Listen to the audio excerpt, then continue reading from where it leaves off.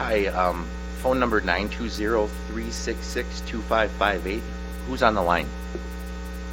Amy Jo. Oh, hi, Amy Jo. Hello. Do I change that here then?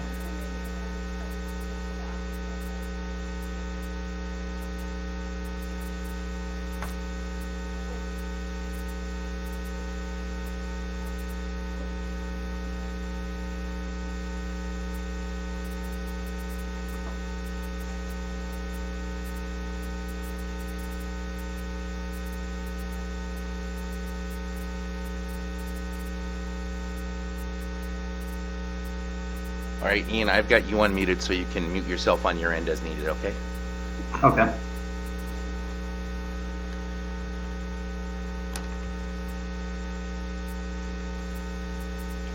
All right, I have 6:31. I'm Mayor Tome here to call this meeting to order of the Columbus Common Council. It's our regular meeting scheduled for Tuesday, May 5th, 2020.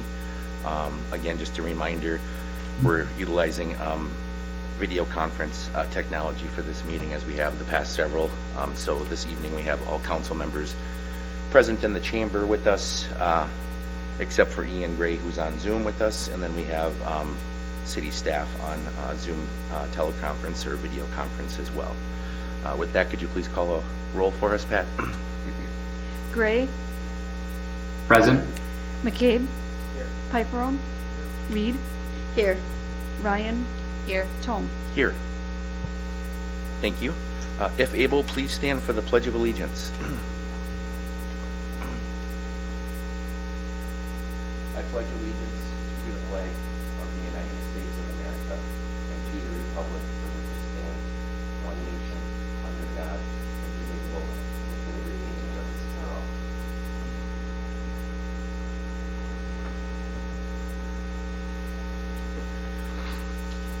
This meeting has been noticed in accordance with state statutes and local ordinances. And the next item is to approve the agenda for the evening. Unless there's any alterations or deletions, I'll take a motion to approve the agenda.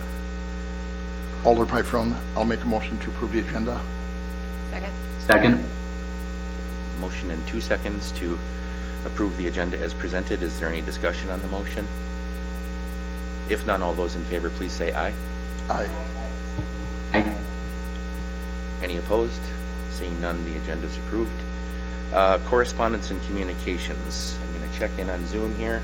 I see we have Nellie and we have JD. Were you here for correspondence and communication, Nellie?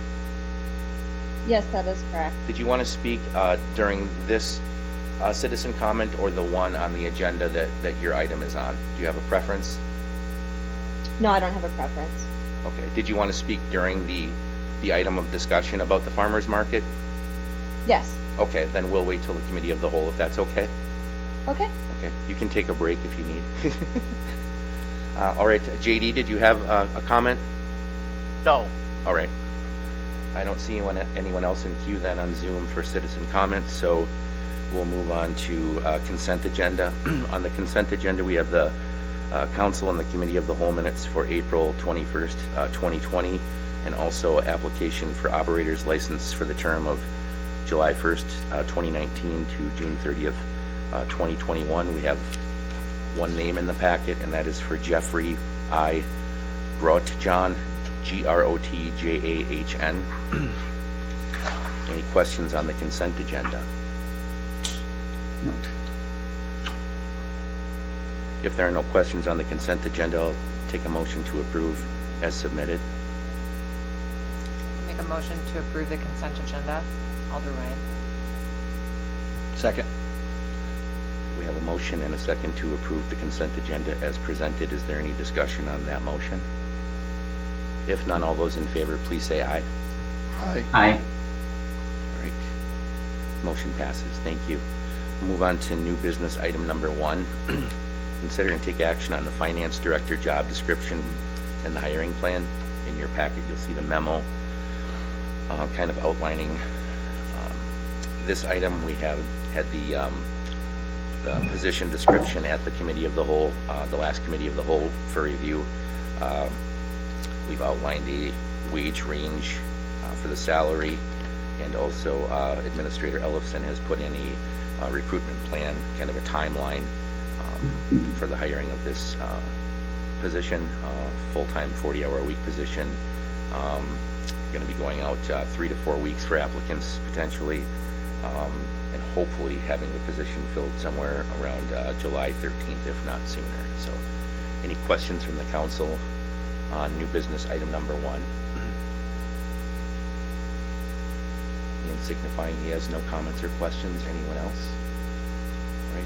If there are no questions on that, then I'll take a motion to approve the finance director job description and hiring plan. I'll move to approve the finance director job description and hiring plan. McCabe, second. All right, we have a motion by Gray, second by McCabe, to approve the finance director job description and hiring plan. Is there any discussion on the motion? If there's no discussion, we all those in favor, please say aye. Aye. Any opposed? Motion passes. Thank you. New business item number 2, consider and take action on task order 20-05 for the wastewater treatment facility influent pump replacement. Again, this item was brought to the last committee of the whole meeting for review. This is to replace 3 existing wastewater treatment facility influent pumps with a newer style pump. Those 3 pumps are original equipment that were put into the facility in 1984. 2 of the pumps were replaced in 2011, and this is a follow-up to that project to replace the remaining pumps, or 3 more pumps rather. I think there's going to be 1 existing pump that's going to be left in service as a backup. The task order is in the budget, funded through the wastewater treatment plant pump replacement funds.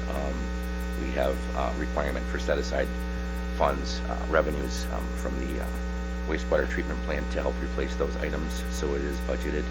The task order is in the amount of $46,123.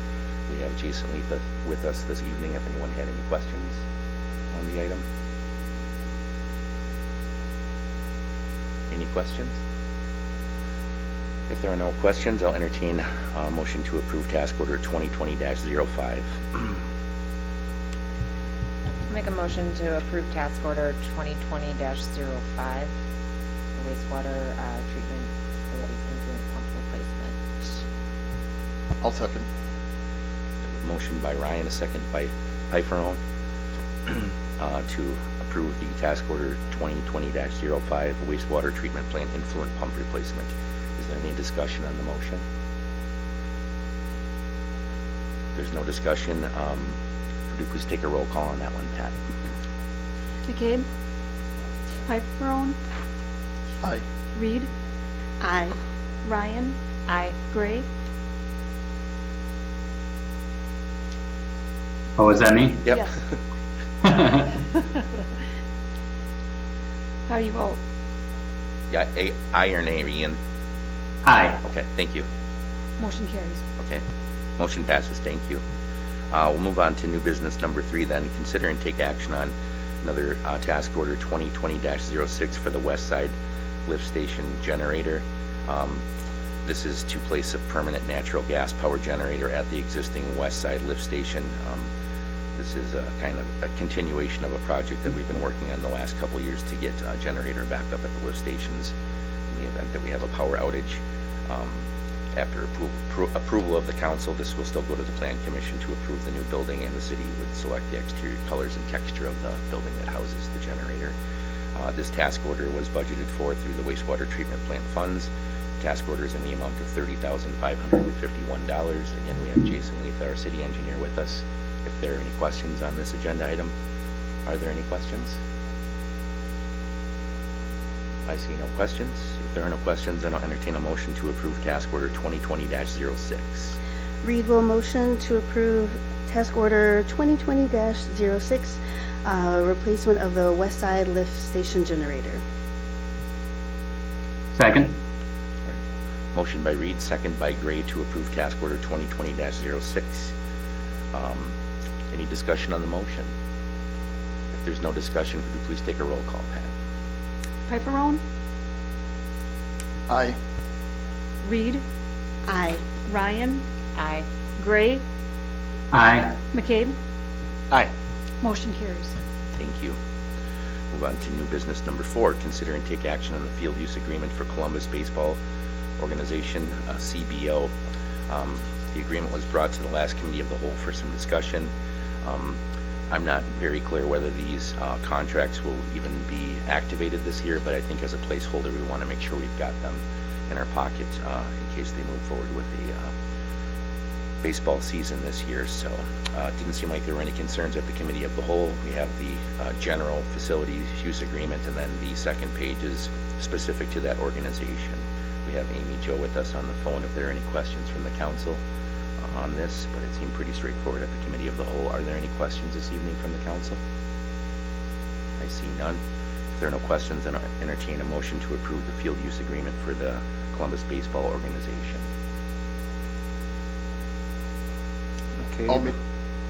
Okay, motions to renewal of the contracts of the CBO and CSA. Just wanted. Second. All right. Oh. That's okay. Just one. We have a motion from McCabe and a second by Gray to approve the field use agreement for the Columbus Baseball Organization. Is there any discussion on the motion? Seeing none, all those in favor, please say aye. Aye. Aye. Anyone opposed? Motion passes. Thank you. Then we'll move on to number 5, which is consider and take action on the field use agreement for the Columbus Softball Association, CSA. Same as the CBO. Field use agreement, any specifics to that organization are listed on the second page. And again, I'm not sure if these contracts will be utilized this year, but as a placeholder, we want to make sure we're ready when able. So if there are any questions on this one, I see none. If there are no questions, I'll entertain a motion to approve the field use agreement for the CSA. I'll make a motion to approve the field use agreement for the CSA. McCabe seconds. Motion from Pifferone and a second from McCabe to approve the field use agreement for the Columbus Softball Association. Any discussion on the motion? If none, all those in favor, please say aye.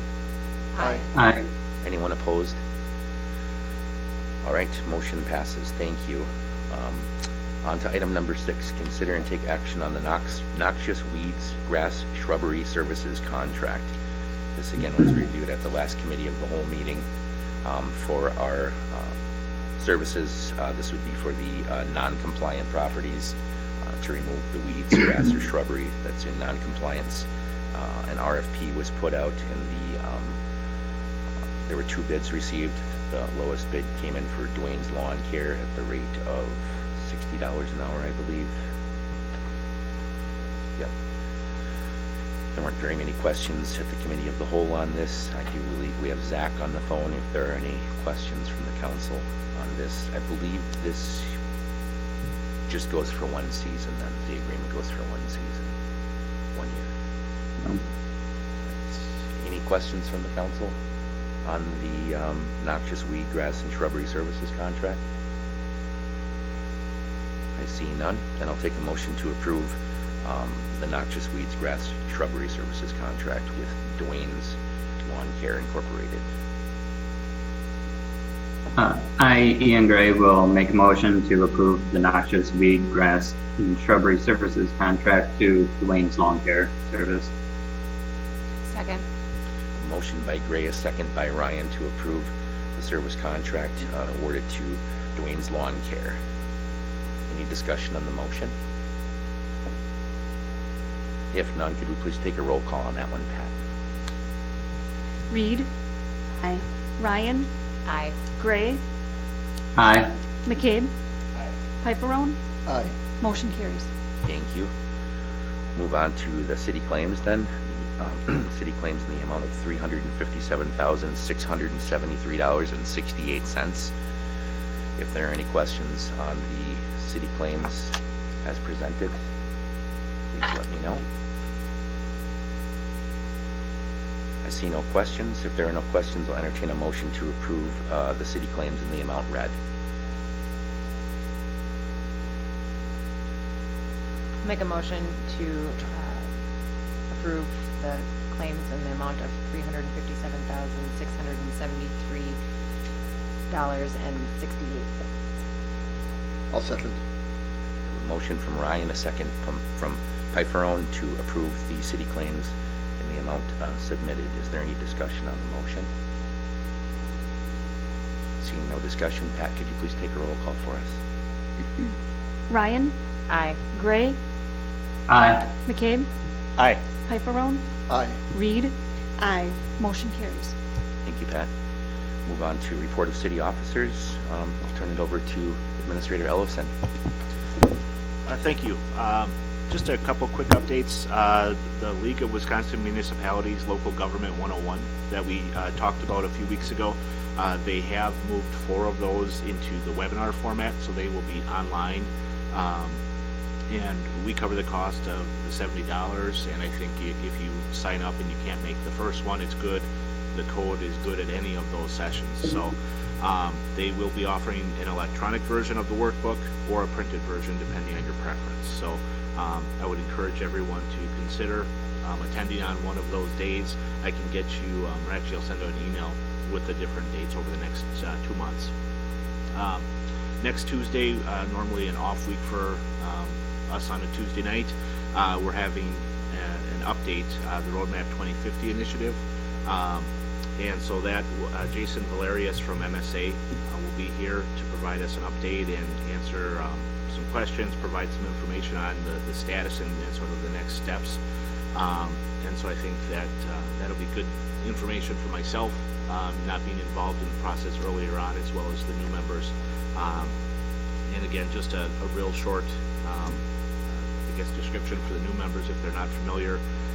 This was the initiative to create sort of a vision and a plan for the next 30 years, looking at services and facilities, and then matching that up with the financing to make sure we have a responsible plan that we can actually set goals and achieve. So I think that'll be an important next step in that, and it's been sort of delayed with the transitions we've had, but I think it's a good time to get that going, and actually we're not under the pressure of a budget season just yet, so it's kind of ideal timing.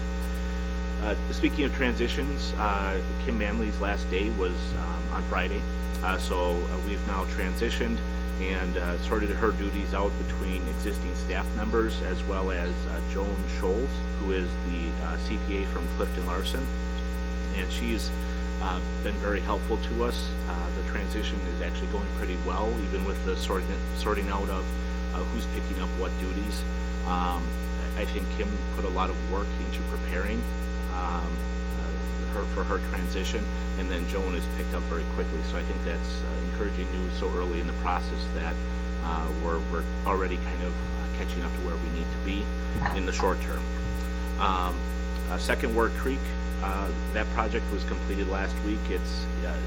There's still some rough ground there and things like that, but the project is essentially complete. A few more questions and follow up to go back and forth with the county on. But if you go by there, you'll see something that looks much different than it did a few weeks ago. And that's all I have. Thank you, Kyle. Excuse me, sorry. Kyle, could I ask you a question? Is the league webinar, is that like an all-day, do you know how long of a thing that is? It's a daytime event. I think they do have a modified schedule for the webinar versus they still have one potentially coming in, I think, September. But it typically was a mostly an all-day occurrence. I would say 8 to 3, 8 to 4, something like that. But I did see that the webinar has its own format, so it might be slightly shorter. And there's the potential too, depending on how they offer it, that if one of us attends, I don't know if there's the opportunity to record it or something like that. So if the first shift or that day shift doesn't work, or on any of those days, I think we could explore with the league on what other alternatives there might be. Thank you. Good question, Mike. I certainly hope anybody who's interested in taking advantage of that training. Go ahead, Ian. I don't know if everyone else has the same issue, but I heard like 3 words out of his entire. You can't hear anything. From Kyle or from Mike McCabe? From Kyle. From Kyle. Okay. You can't hear anything except you, Mayor. Everybody else is very muffled. Yeah, so I think before, we had these issues before the Zoom thing with microphones, if we had more than 3 on at a time. I think that might be part of the issue if all of you guys have your microphones on. Thank you for letting us know. Kyle, you want to check your mic quick? I'll turn. All right, is this better for the volume now? We'll have to work on that between the meetings. Thank you for letting us know. That one should be off.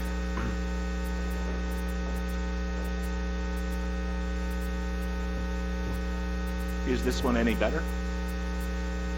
I can hear it now. Okay. We reserve this one for the attorney, so we make sure that one always works. So, All right, I had a few things for my report.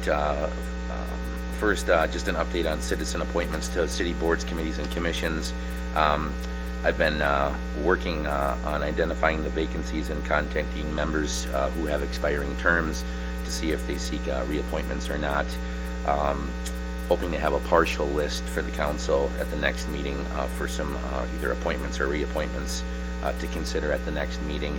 I met with city staff since the last meeting to kind of go over our information to, and look to see what needs to be updated on the city website to make sure that we all have the same information to work with. So we'll be working with some updates on the city website that Lisa's working on as well to try to get some new information out there for the application process, try to engage some residents to apply for vacant positions. So it'll probably come in the form of 2 or 3 separate lists in the next few meetings. So please bear with me and thank you for your patience.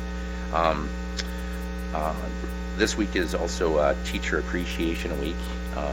Thank you to the educators across Wisconsin, especially our educators here in Columbus School District who have risen to the unexpected challenges brought about by COVID-19 and who continue to support and educate students in innovative and meaningful ways. I can tell you as a parent of 2 children who are currently practicing online learning from home that words can't express the gratitude and thankful appreciation that I have for teachers and what they do for our children. We have an educator on our city council, Trina Reed. Thank you for being a teacher. Thanks to teachers. Another thing associated with the local school district, every year the Discovery Charter School grows several hundred plants to both plants for the DCS garden as well as sells a fundraiser for the DCS to Columbus Community Garden members and also the Columbus community. Last year you might remember that they were selling plants at the local farmers market here. This year, in light of the pandemic, the DCS Governance Council thought it would be a good idea to give back to the community and give these plants away. Yesterday was the first day of the giveaway. DCS set out 8 flats, which is about 550 total plants of cold crops like broccoli, kale, cabbage, etc. yesterday morning, and by 4 in the afternoon it was cleaned out except for a few cabbage plants. So they gave away about 550 plants to the community. That's a really great response.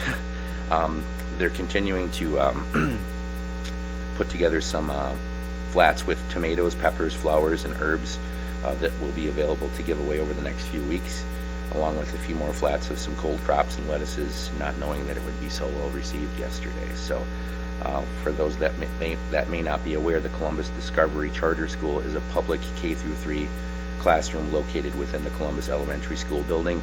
They're very excited to get food into the hands of the people that need it. I want to thank them for their generosity and for encouraging the local families to plant gardens together while we all shelter at home during this COVID-19 pandemic. Future DCS plant giveaways will occur at the same location, which is near the DCS greenhouse on West Selden Street, near the corner of Fuller Street. There will be a donation box attached to the back of the DCS sign at that location to accept donations if you are able. Thanks again to the Columbus Discovery Charter School and the Governance Council for that. This week, May 3rd through May 9th, besides being Teachers Appreciation Week, is the 51st Annual Professional Municipal Clerks Week. First initiated in 1969 by its members throughout the United States, Canada, and 15 other countries. The week is a time of celebration and reflection on the importance of the municipal clerk's office. While I don't have a proclamation to honor the occasion, I wanted to thank our city clerk, Pat Cable, as well as Deputy Clerk Jane Foodie for the important work that they do every day for the city of Columbus. Thank you, Pat and Jean. That's all I had. Unless there's anything else, I'll take a motion to adjourn. Alderman Pyfron, I'll make a motion to adjourn. Second. All right, we have a motion and a second to adjourn. All those in favor, please say aye. Aye. All right, we'll be adjourned for a few minutes and we'll work on some technical difficulties here and we'll be back with the committee of the whole. Thank you.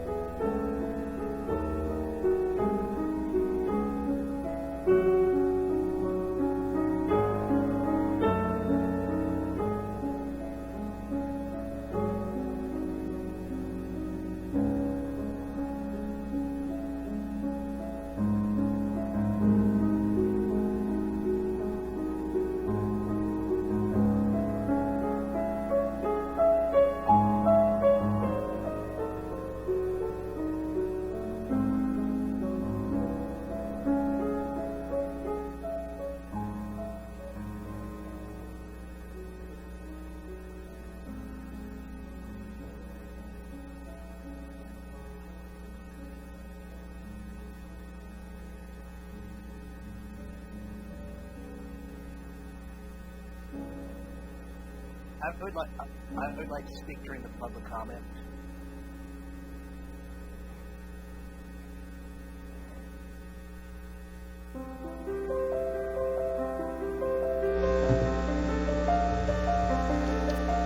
Okay, good evening.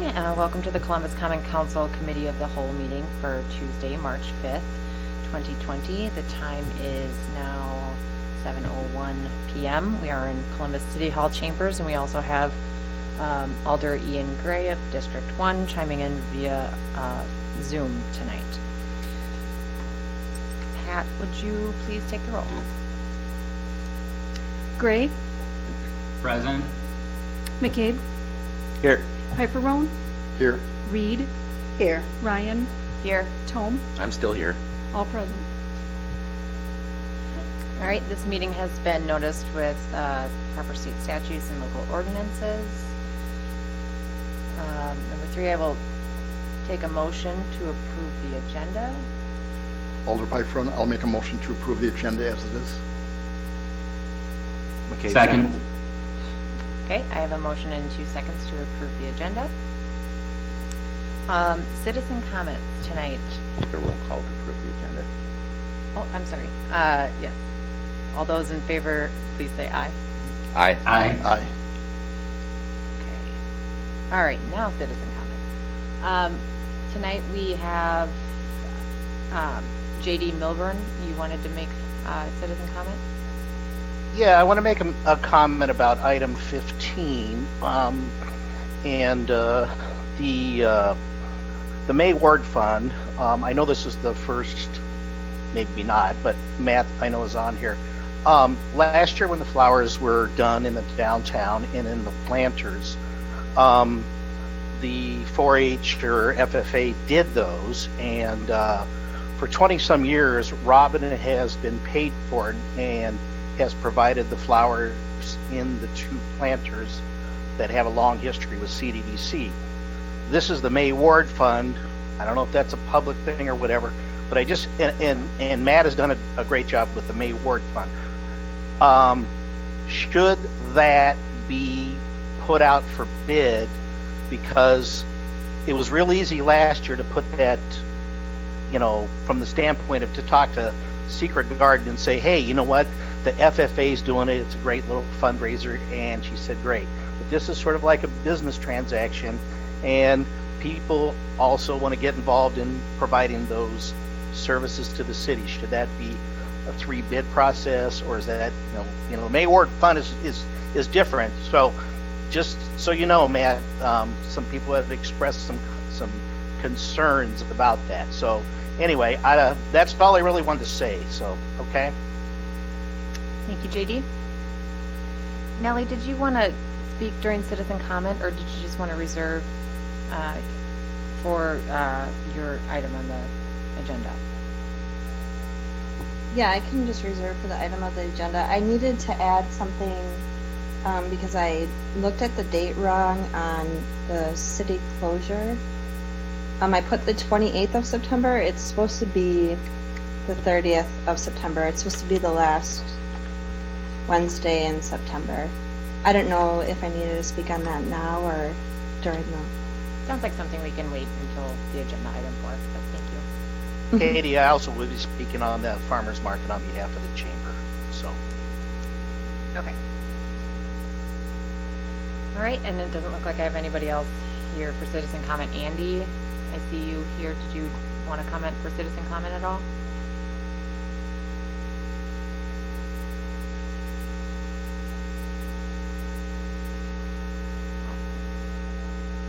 I'll unmute you.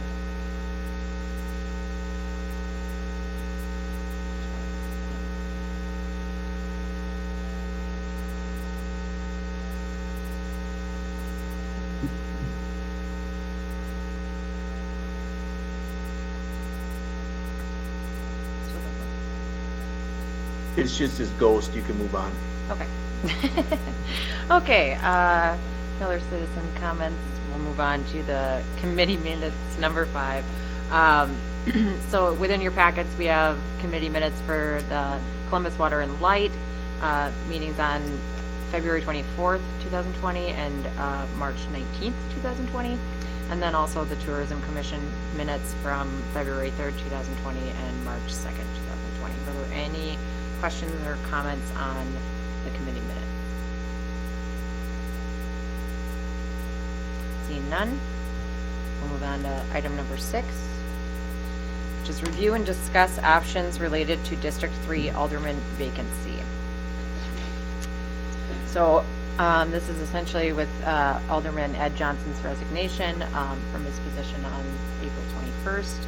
There's a vacancy created in the District 3. So essentially we need to just discuss the options that council has to address the vacancy. City Attorney Paul Johnson is here to answer any questions that we have for him, but I think essentially we just kind of have to figure out what route we want to go down in filling this. I know in my 1 year on council,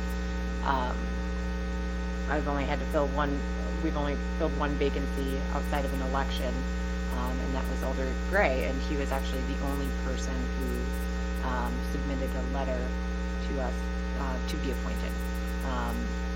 So that's kind of how that process worked. Now, if we were to go down the appointment route, and I guess my thought is, what if we have 3, 4, 5 people submit letters? What's the process going to look like then? And how do we decide? So, yeah, how do we narrow down and choose a good candidate? So, Mike? I'll chime in a little here. This would be the 6th vacancy since I've been on council, so it's been a little different every time, I guess, but I think the statutes kind of lay it out about as basic as it can be, what your choices are as a council. Generally in the past, I think it's always been, the council's always looked at it as, you don't want to have that vacancy. If you can replace it with someone who is qualified and wants to step up and serve their community, that's a good opportunity for a resident. But it's relatively informal, and as Katie said, based upon the amount of interest you get from any district, it can vary from one vacancy to the other. If you have one person, it's not very contentious. If you have 6, it is a political appointment. I guess having been through 5 prior to this, my bit of advice would be is to try to make something a little bit more formal if you're going to go down the appointment route, to at least agree on some sort of format or questionnaire, whether it's 5 questions that you ask all of the people that want to be considered to be appointed to answer the question and include a letter of interest, something along those lines. Ian, are you having trouble hearing? It's getting better now, but I know we've had issues when multiple mics were on, so if everyone could just, that's present, turn off their mics instead of the one person talking. Oh, I suppose. Sorry, that's all right. Did you wanted to chime in after Mike? Actually, I was just going to have a preference for going for the letter of interest route and putting out a date for submissions due, probably putting it on the website and the paper, and then, yeah, just having a planned date for interested candidates to come in during one of our regular committees of the whole to give a presentation to answer the same questions. Mike, were you finished before, or did you? Sorry, I know I interrupted you.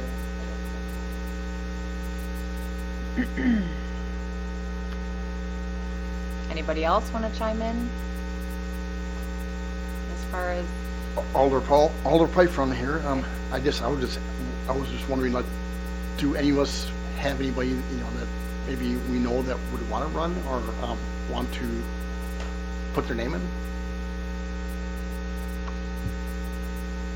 I just is there a way we can get the word out? I know we can put it on their website, whatever, but is that impropriety at all of asking, like trying to ask a certain person if they want to fill a position? Let me ask Mike to answer that. Go ahead. There's nothing illegal about that, but it's political, obviously. I mean, I think that what we did the last couple of rounds, which I think is fair, is if there is someone that we at least agree on a format that's equal to everyone, that everyone comes in the door with the same opportunity, because there's politics involved, obviously. If there's someone that you don't like, or I don't like, or I like someone and you don't, you may weigh a little bit in favor of one candidate or the other. That was my reason for asking about, do we want to agree on 3 or 4 or 5 questions to get people to think about, you know, why they want to do this, as opposed to giving us a page which can be a campaign letter and they can tell us everything that we want to hear. That doesn't really give us a true picture of their intentions once they're appointed. I think anybody that's run, as you know, Paul, you go out and you get 25 signatures, you get an opportunity to talk to people face to face about what their concerns are. The difference with an appointment sometimes is you don't go through that, you don't feel maybe as vested in your position, and I think that it's just a good idea for the council to understand who the candidates are when they come before you consider appointing someone. The other option also that I've talked a little bit about to staff with is the special election. We've never really gone that route before, because depending upon the makeup of the elections throughout the year, you might be waiting until next spring anyway. But there is a partisan primary election in August, which is not that far away. So I think the other option is, if you had an overwhelming amount of candidates, which I can't predict if it's going to be 2 or if it's going to be 6, that would be another way, is to compel those people to go out and get signatures and get on the ballot and let the electorate pick their person, which is less political because the electorate is choosing that person as opposed to 5 people up here. So there's nothing illegal about going out and talking to people or gaining some interest, but I do believe that if you go the route of having people submit information, that it should be submitted directly to the clerk, and that information should be shared out to the council all at once, so it's fair. I also will just chime in that, you know, sure, to your point, yeah, I think we all might know somebody that's great, but there also might be somebody that's great that we don't know. And I think that everybody should have the shot. And hopefully, you know, the word gets out enough that whoever's interested in potentially, whether it's an appointed or elected position, that they come forward. So. I'll have a follow-up, I guess. It's mandatory that we have 2 per district, right? So how long can we legally go without having 2 alderpersons from a district? I mean, so there is essentially a timeline that we have to abide by. So you're saying August might be a possibility for an election, but can you go that long without having representation? I think that's always the part of the consideration is, you know, are we underrepresented by not having a 6th member here? I think that's probably why the council in the past has always leaned towards trying to find someone to fill that seat. This happens on the state level. Sometimes they don't want to fill that. They'll let it go until the next election cycle. If there's Nothing is coming across.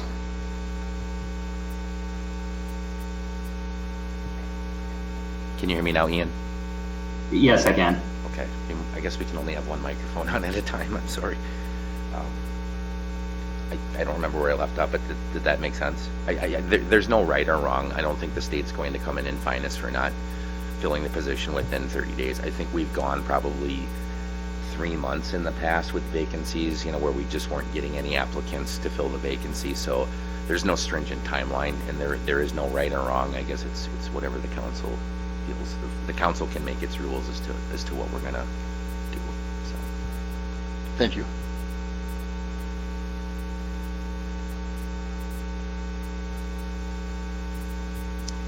So what I guess is the direction that the council is leaning currently. I know, Trina, we heard from you and what you're thinking. So anybody else have any ideas? Actually, Katie, if you could, if possible, just give a brief summary on the various ideas, because no one that's outside of the chamber has heard any of them. So essentially, we're kind of just going back and forth of whether or not A, to hold a special election, or B, rather go the appointment route, but instead of just asking for letters essentially from the people who are wanting to be appointed, maybe putting together something with a little bit more structure so that council can sort of ask them questions. So if we put together something, I think is what Mayor Tome was saying, put together like a sheet out there where people that want to be appointed can fill that out. But what those questions are, I don't know what they would be, but that was kind of what Mayor Tome had suggested. Trina had suggested that she had, I don't know if you heard Trina or not, but she had just wanted to go the appointment route, correct? And have them submit letters. Go. Trina. So I was hoping to go the letter of interest process, for it to be due by a certain date, so everyone's trying to get their information at the same time, and then having a specific committee of the whole meeting where we'll just have a time slot for the interested parties to come in and answer the same questions, and just have a couple questions for them. Do you have any thoughts, Ian? From what I heard, I would go more towards the route Trina's thinking, go have letters of interest submitted, and then if we have multiple people, have a meeting, let each one of them speak, and then have a secret ballot amongst the council to elect one of the candidates would be the route I would go. Paul Pipeline? I will agree with that.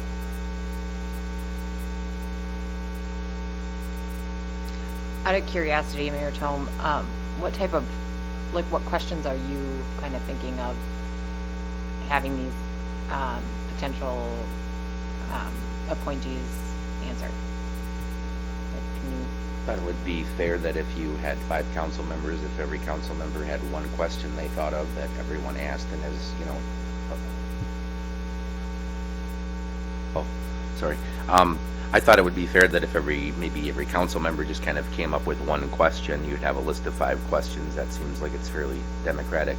And whether or not that questionnaire is part of the upfront procedure, they could still submit a letter of interest, and perhaps when they come in, you could have that list of questions that all the candidates could answer besides just submitting their letter of interest.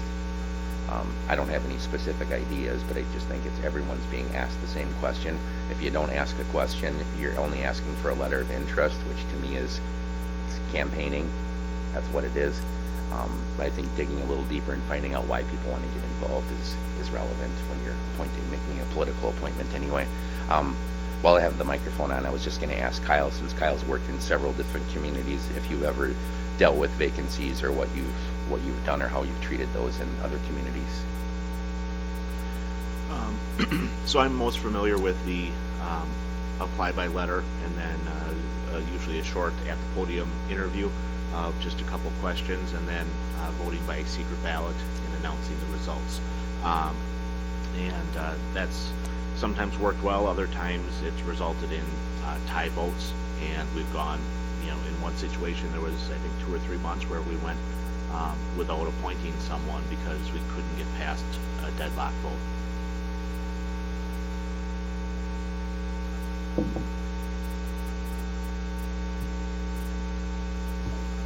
I don't know if we'll have that problem, but I do think if the council wants to move forward with the appointment process, I'm all in favor of that, but we may also want to look at the deadline or the timeline if there was a special election, if we needed to do that in the event that we had a situation where there was no one interested, there were so many people interested that the council couldn't come to a consensus. But what you need to recognize is the timeline for where someone would have to get the required signatures to even show up for a special election. If we surpass that, then we know that's not an option any longer. But I think establishing that date will help the council as well as the backup. Sure. But I do like kind of the hybrid sort of model of having it, doing it the traditional sense, but then kind of just adding another layer in at the end. And I feel like we can all then be a little bit better informed at who we're talking to and make a good decision. And could you summarize that for us, Katie? The discussion? What Mayor Tome had expressed, is that what you had trouble hearing? Yeah, I couldn't really hear much. If you could just summarize what the discussion was. I think Mayor Tome was just talking about essentially finding out what that last deadline date would be of when we would need to know if we could have a special election or not. If 5 for- days. 5 days? Out? 5 days no, 5 days from now. from now. That's how I calculated it, yes. For the August Yes. primary? Okay. Yeah. Okay. Kyle?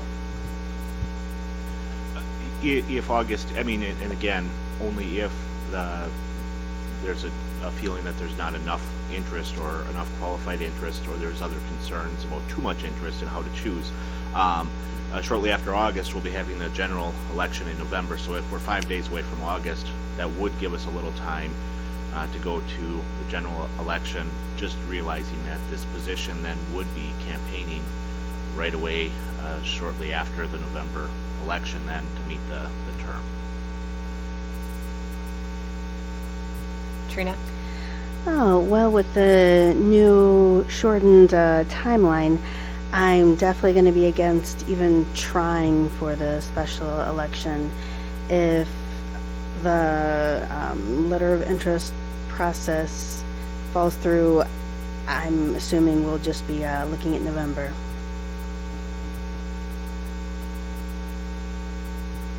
I'd certainly like to try the appointment route before going to a special election. I think we're all pretty much in agreement with that. I'm seeing a lot of head nods around here, but I think as a last resort, or if it's something like Kyle brought up earlier where, you know, we're deadlocked and not finding a candidate or that we all can agree on, we're going to have to do something. So just having that as a last resort, I think, is kind of where the backup would come. I would hope that that's not the case, but we can only wait and see, I guess. Put it out there and see what comes back to us, and see if anybody would like to be appointed.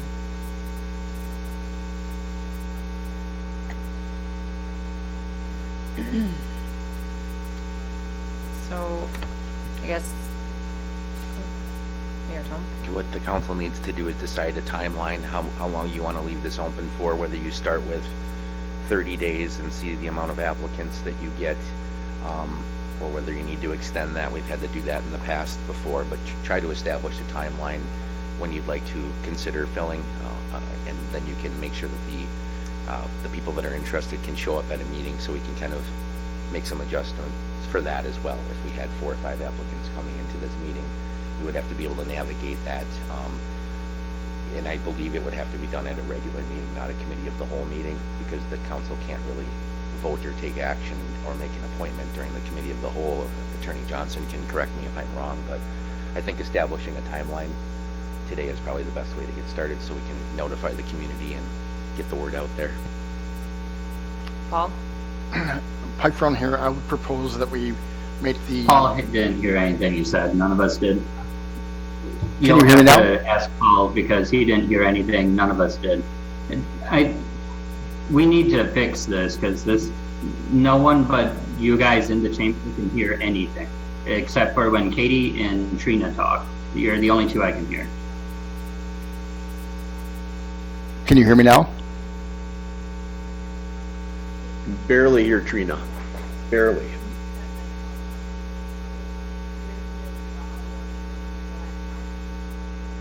Maybe everyone in the chamber should be on Zoom. I mean, you can all put a laptop in front of you and all of us can be on Zoom. You can be there physically if you want. Ian, one but- second, please. Sorry, I'm trying to hear us.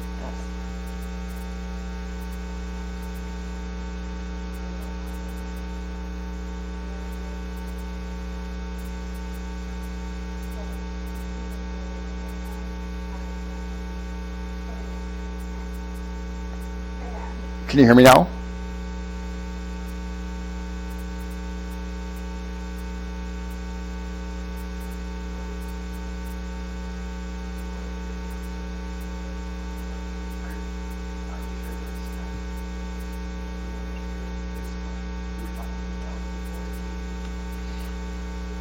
JD, Nellie, is anybody else, Matt, are you guys having trouble hearing? Paul? I can hear some things of, I can hear Mayor Tome, I can hear Trina. Paul Pefferon, he's a little muffled, so I don't know if speaking closer to the mic or having everybody else turn off their mic, including the main individual. I can hear them. No. What's that? Oh, I was gonna say I can hear Michael on occasion, Trina for the most part, and then everybody else is kind of, other than you, Katie, is Okay. kind of, yeah, In and out. Okay. not hearing it well. That's for sure. Okay.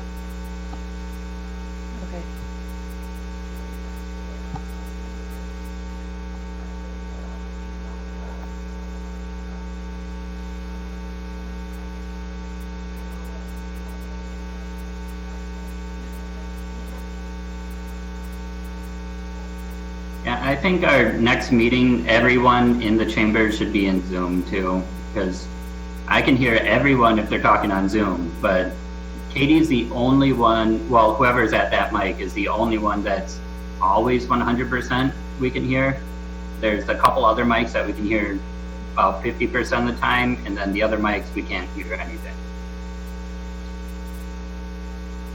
Can you hear this mic better? No response.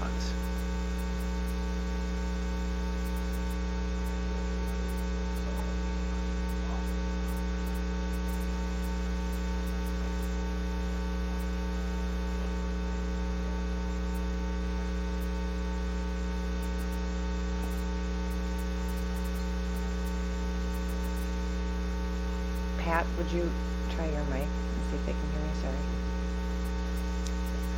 Can anybody hear me? Nope.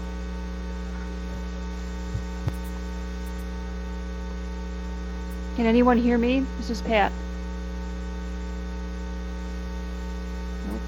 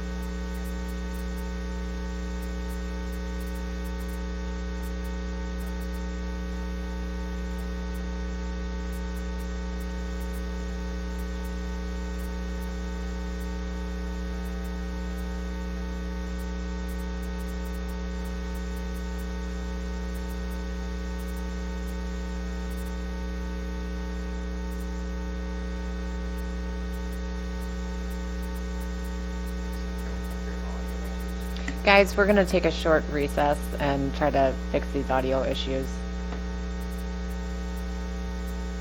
Do we have to officially adjourn? Okay. All right, so just a few minutes, guys. Thanks.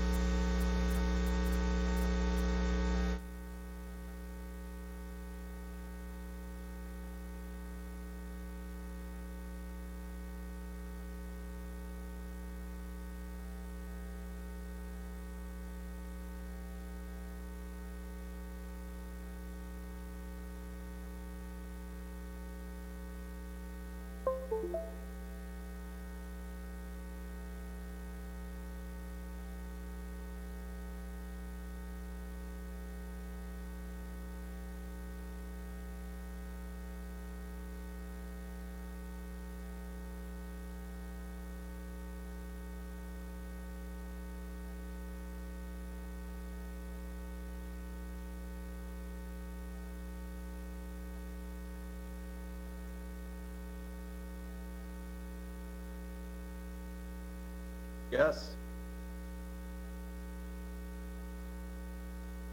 I can hear everybody now. Can you hear me? Can Paul Pathron say a couple words to clarify? A couple words? That's funny, but I heard it. That's perfect. Thanks, guys.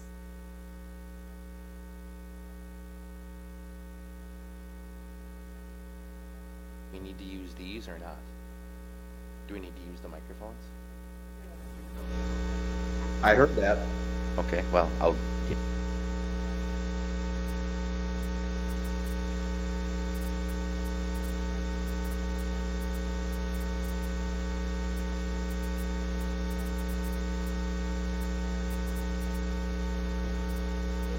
Okay.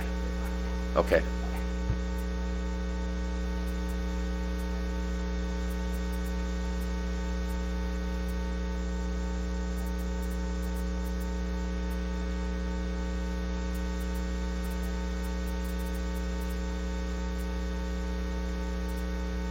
Yes, I can hear you.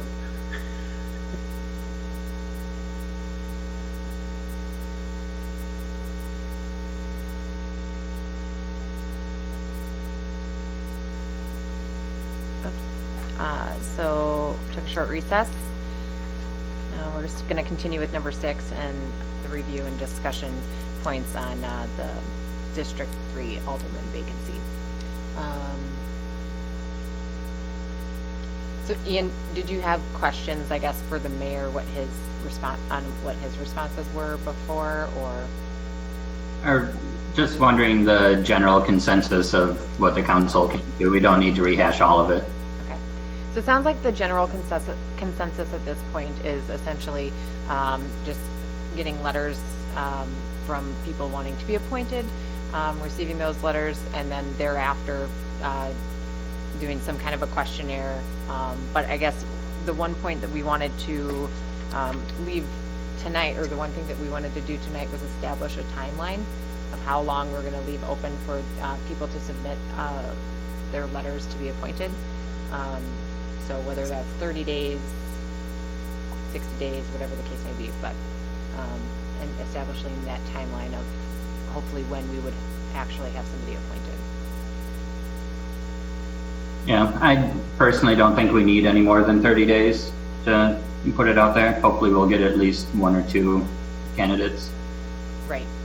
I hope, yeah, I hope that 30 days would be long enough, and I guess if we don't receive any, we'll extend it. Right. Or we'll have a different discussion at that point, but 30 days I think is good. But, Mike, did you want us to actually have a timeline to, I'm sorry, Mayor Tome, there's 2 mics now. Have a timeline to actually have somebody appointed? Is that what you were suggesting? Like almost like a deadline for a goal? I think you need to establish a deadline for when submissions need to be turned in to the clerk. Right. Then all those would be put into a committee of the, well, I don't know if you want to bring it to the committee of the whole and have all the council submit their questions at that time. But you couldn't make the appointment at the committee of the whole meeting. You'd have to go to a regular meeting. So I'm not sure about that end of it. I do think just establishing, if it's going to be 30 days from today, that everything needs to be submitted is the starting point. That's just my sense. Sure. You can always discuss more of the details or the questions or the process at the next committee of the whole meeting as well, as long as we get the word out to residents that there's a vacancy and that we're looking, that the council's looking to make an appointment to fill the vacancy, whatever the council's comfortable with on the timeline.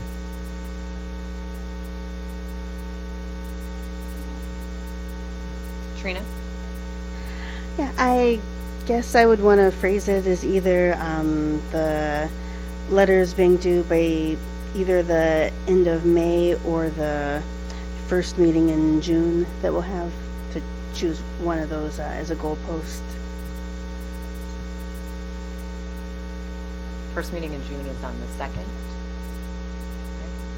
I'd be okay with that. But if the first meeting in June is on the 2nd, we should probably make them due by the 1st so we can notify the people to be at that meeting.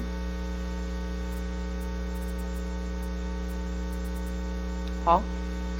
I guess I would agree with that, but how about we say the information or the letters of interest are due by, let's say, the Monday before our next meeting, and then 2 weeks later would be when we would actually want them there, because 1 day notice would be sort of tight. I would agree with that. I think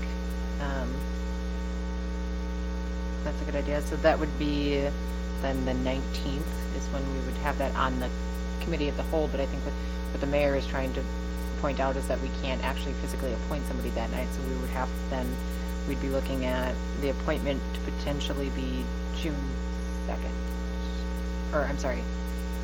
So it would be June 2nd.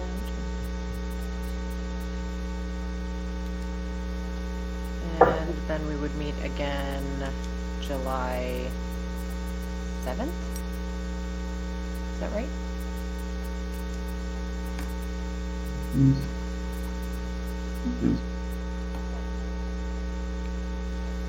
So the 16th. Yeah, if we put something on the agenda to review the letters on June 2nd, as long as they're due that day, we could review the letters on June 2nd and then potentially take action on the 16th.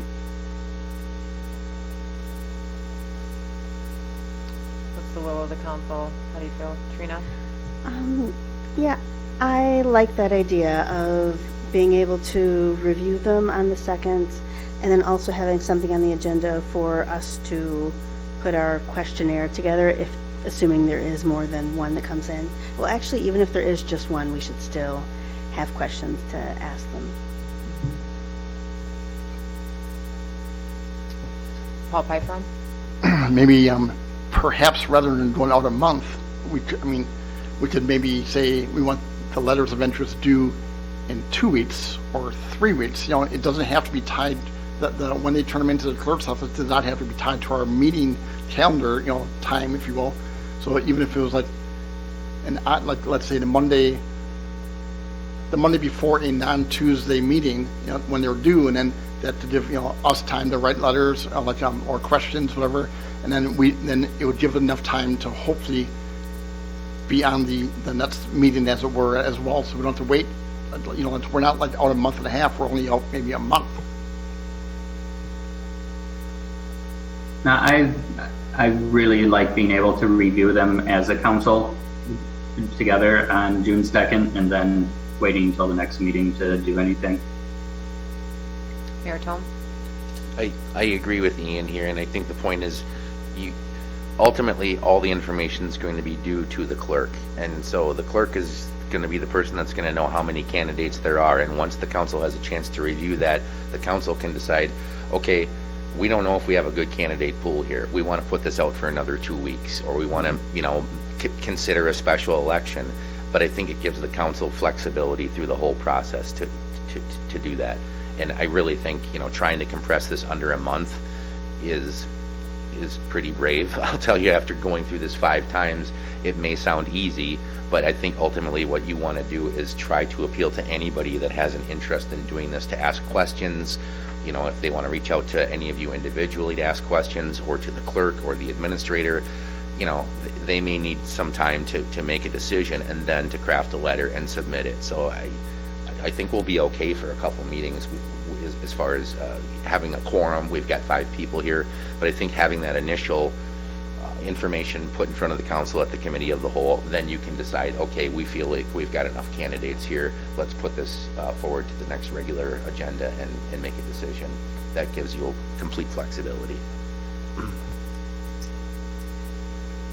Ian? Did you have any thoughts on that? No, I'm in agreement with Mayor Tome. I think that's the best way. And the only thing that I don't like is the wording that we think we have enough candidates. So if, with that being said, to avoid anything looking like we're appointing someone that we just want to appoint, perhaps we, on June 2nd, if we have 2 or more candidates, we review them and move it forward to the next meeting. If we only have 1 or less, we push it out another 2 weeks or however long, and And then if we still only have one, we act on it then. I like that idea. Trina? You want to be? No? Okay. So I think 30 days is, I guess, what I'm getting the consensus for putting it out there at this point. Okay. Oh, Trina? sorry. Do we want to have it due by the end of May so there's a little bit of time for the clerk to collate the information to get it to us? That would be ideal. So if we did May 30th, Kyle? Friday, 29th? Okay.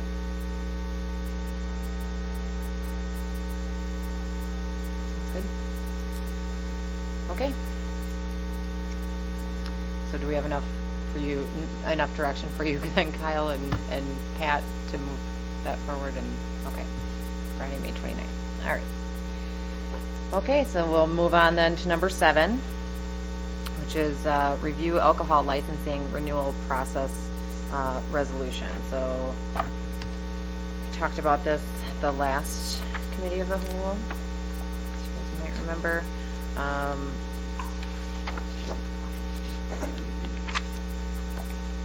don't know if you want me to read this entire resolution. I hope you guys had some time to look it over. So what we kind of landed on last time was focusing mainly on the Class B liquor and or beer. So the alcohol licensing renewal process.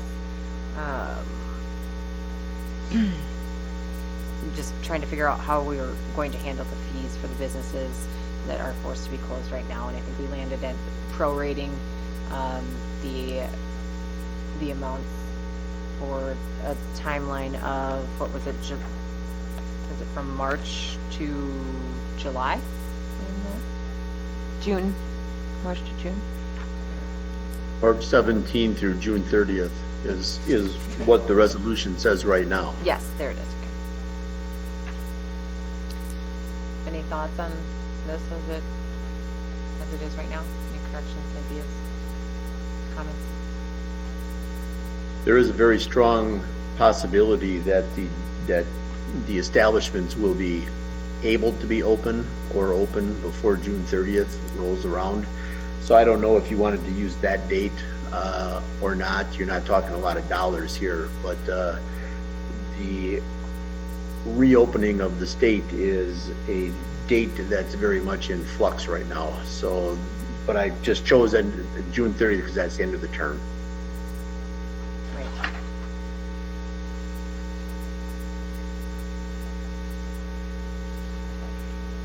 I think personally for now, June 30th makes sense since it's the end of the term of the liquor license. It might have to be changed later if things get extended or something, but for now it is the most logical date. You can always amend this. That's not a problem. Yeah.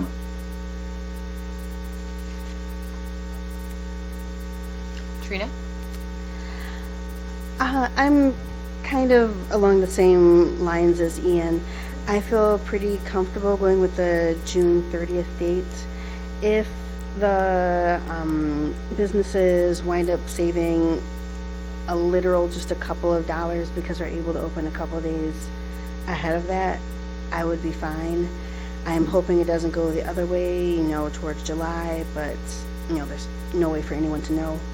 I'm comfortable with the June 30th right now.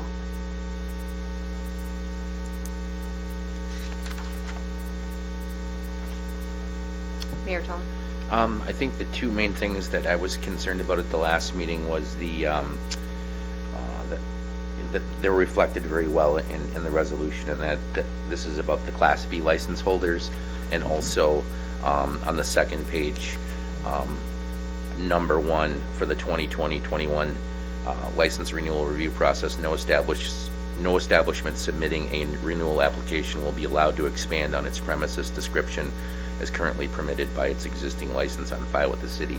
Those, to me, were the two most important things, and they're reflected in the resolution.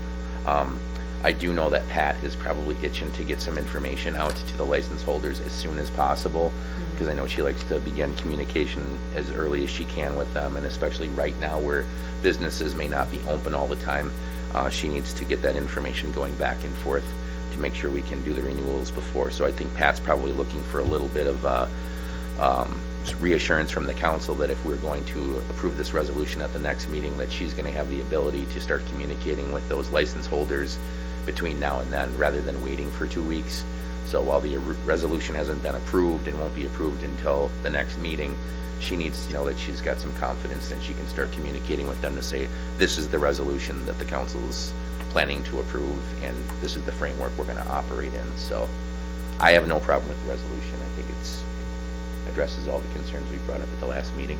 I'm definitely okay with myself moving it forward to the next meeting, and then seeing a lot of nodding heads around. And Ian, Katie, one more point. go ahead. On paragraph number 1 of the resolution, going to what the mayor was just talking about, you might, I think that it's a very good idea to leave that language in there for now, but depending on how this all shakes out, you might see quite a few of the Class B establishments asking for outdoor sales of alcohol. And the city doesn't have anything on its books to regulate that right now. A couple of you, well, the mayor will remember the gymnastics that we went through for the Cersus application to get their couple of chairs out in front of their establishment a couple of years ago.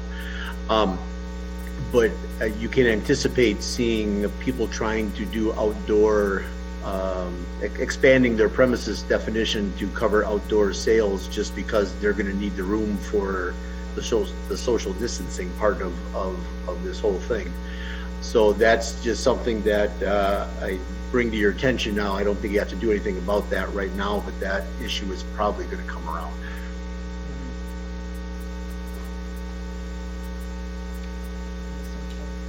That being said, I guess if we don't have to make any amendments to that right now. No. So. But when we learn more, we can address it then, be it an ordinance change, or even if we do another resolution that basically says we're doing this for this summer only, one of those type of situations. There'll be a lot of learning on the fly this year. Yeah. Already done, yeah. All right. So, okay, we're okay then moving that. Oh, Ian, were you trying to chime in? Oh, no, just kind of echoing Johnson. In the past, I've taken issue with a lot of how the outdoor regulations and things go in the city of Columbus. So it is something that we will have to look at very closely going forward, because it will become a larger issue almost certainly. And that's something that we're going to have to do. I think in the future, short-term regulations on things like that will be prudent. Unfortunately, there are establishments that we can't scale back now, and that is something that we have to be careful of, but this resolution for now is taking care of that and ensuring that it doesn't scale forward anymore. So for now, I think it's great. Okay, thank you, Ian. All right, so it looks like we're okay moving that with the forward to the next regular meeting then for approval. Okay, moving on then to number 8, it's review and discuss street closing application of the farmers market with changed location, Dickinson Boulevard to Harrison Street by the library. And we have Nellie Sajak here. Did I say your last name correctly? That is correct. All right, great. And she's going to be here to answer any questions, as well as JD Milburn. So within the packet, we have the street closing application. We have a map of Dickinson Boulevard from James Street to Harrison Street, indicating what the plan is there. So anybody have any questions, concerns, comments right off the bat? Mayor Tome? This was going to be on the regular meeting under the consent agenda, but obviously there's a lot of questions that kind of came up when the application came in, and knowing that we have some time before the start date of the farmer's market, I thought it would be best to bring it before the committee of the whole so we could have some conversation with the chamber about this issue. The first thing I wanted to point out is that there's the application, the street closing application. From my understanding, this hasn't been circulated yet to staff that it normally goes to. Is that correct, Pat? So that's a process that will have to still occur, where it goes to the police department, fire department, et cetera, to see if there's any concerns there. But I kind of wanted to get ahead of that with the questions that arose from the application. The first thing, I think that the application is going to have to be amended to reflect that the Chamber of Commerce is applying for the permit, because the Columbus Downtown Farmers Market isn't, I guess, its own entity. It's kind of the creation of a partnership between the council and the chamber for the event. So that's the most obvious one. I'm trying to get a better sense from Nellie and the chamber about what the intent here is about the street closure and why they're moving it from the parking lot to that location, and I'm not real sure of that at this point. So, Nellie, maybe we can have you chime in here. I guess Mayor Tome's question, I don't know if you are hearing everything well. Okay. Mayor Tome's question is, why are we wanting the change from the City Hall parking lot to the Dickinson Boulevard location? Yeah, that's a wonderful question. So basically the reason why I wanted to move it from the City Hall parking lot, and I think Matt, I think he was the one, I don't remember who was the one that said we should probably move it to more of a park-like setting or a grassy area. And I thought, since the library is right there, if we could close down the street, kind of like they do in Madison, and then people could go right to the library, the children, there's grassy area, there's tree shade, and it's also on a flat, it's not on an incline like the city parking lot is, it's on a flat surface, so that makes it very easy to set up tents and pull, like if you're going to pull a little trailer in there. It's kind of, I like it better that way, if that makes sense. I guess my question was, I thought maybe it had something to do with doing some sort of a drive-through type. I noticed that you're only requesting permit to close the one side of Dickinson Boulevard, but the side that the library is on. And my question was, I thought maybe it was some kind of social distancing plan that was in the works potentially for people to do drive-through orders or whatnot. That's a really good question, but initially I thought that was a good way to go, but then if they come around on the side of the bank, they could do drive-through that way. And the reason why I closed the street down is some families come with children, and so just to keep it safe, we closed down the street so nobody gets hit or, there's no accidents in that manner. One of my other concerns, Nellie, is that parking for the actual guests and attendants. I feel like I know that there is more parking on the opposite side of Dickinson Boulevard here in front of City Hall. However, I feel like there's going to be a large temptation to park at the Farmers and Merchants parking lot that's right across from there, and without any communication with them. And I know that that parking lot is in use with their employees and other individuals. That building or that bank is open until 5:30 every day.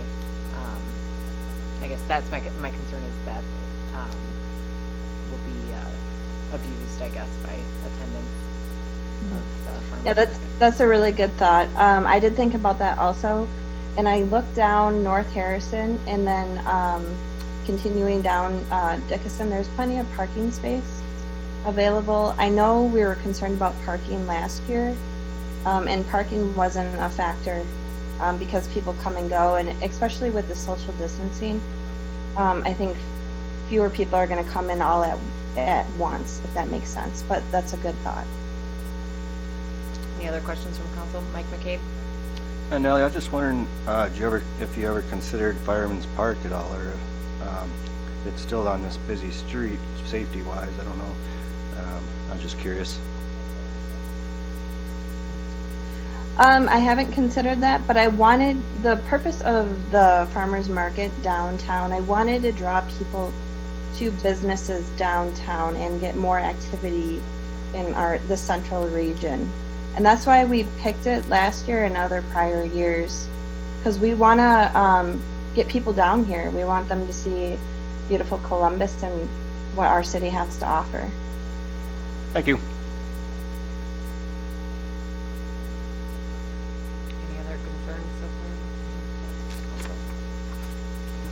so far? I'll make a comment that I'm glad, I like to see it's later in the evening until 7:45, because I figured 6 or 6:30 as it used to be was hard for people who work in Madison to get here and utilize the farmers market, so thank you for that. Welcome.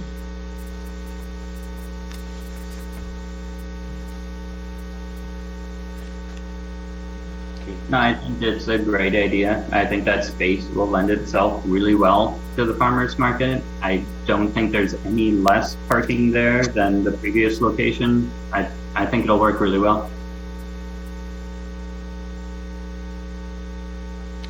Mayor Tom? I have concerns with closing down a half of a street or creating a one-way street in essence on Dickinson Boulevard. I don't know how this affects the bank. I don't know, the access to the bank. There's a funeral home a block away from there. If there's a funeral, I don't know if there's going to be any school activities happening in September this year. There's a lot of unknowns, and I guess what I'm trying to figure out in my mind is there may be some benefits to putting it out there, from the perspective of the chamber. I thought that last year was successful, and I think the community really did, enjoy having a farmer's market, and I think having it in the parking lot off of the street is just a safer situation, and I just don't know that the benefits of putting it on the street and having a larger area are really going to offset that much. I think that we're taking on some safety concerns, and I think once we start circulating this to the different departments, those issues may come up. I just think, I don't know that the fire department or emergency services are gonna like the idea that there's a street that's closed down for one block. There could be some confusion that comes into play there. So I have safety concerns, and also the concerns of the work that the DPW is going to have to put in with the barricades and the trash barrels and other things that didn't really exist when we had it in the parking lot, or if there's another parking lot that's off street that we could possibly consider downtown. But I do think there's going to be some safety concerns with closing the street. Mike McCabe? There's that public parking lot, was it Water Street? It's even bigger, more room, just an option.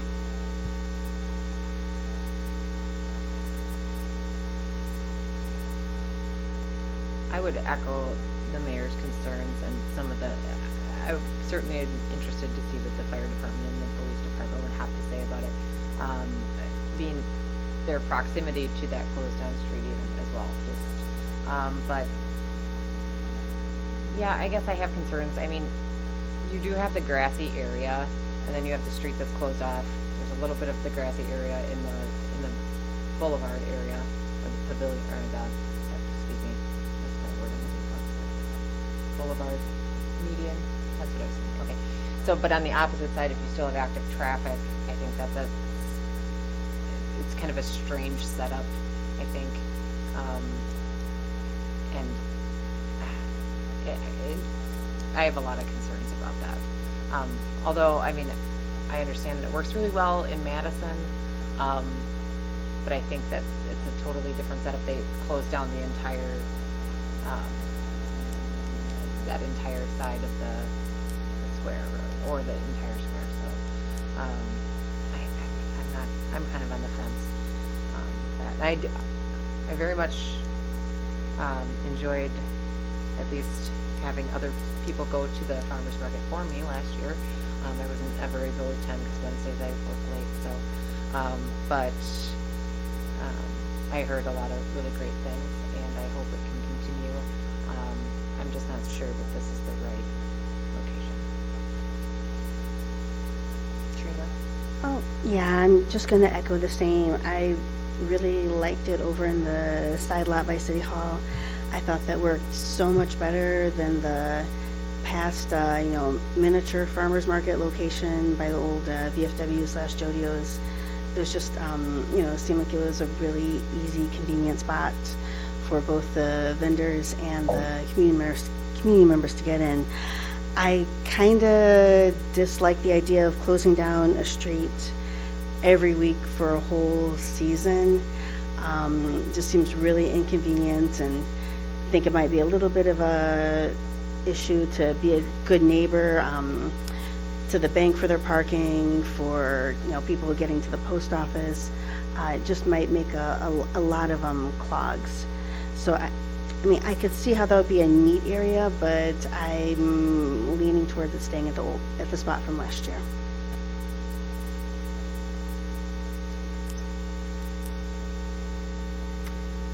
Any other comments?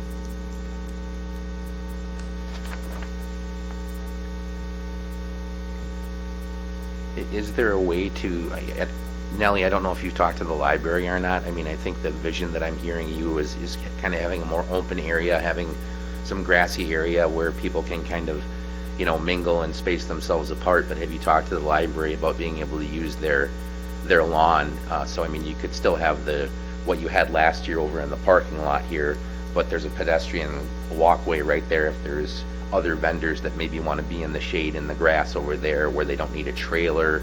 It may be more conducive to try to expand the area. I mean, I felt like the parking lot was filled last year, and it didn't seem like it was too stuffed or anybody was, inconvenienced or didn't have enough space. So I guess if the concern is spacing people out or spacing vendors out a little bit more, maybe that's a conversation that could happen with the library, just to see if we could start incorporating some of their lawn into the farmers market to get you a little bit more space there. Yeah, I understand where you're coming from. I did not ask the library to use their space because I didn't want to intervene or anything like that. But that's a good question. Also, too, with the farmers market in Madison, they do have a pull-up. You can come into the square, but use discretion and go around.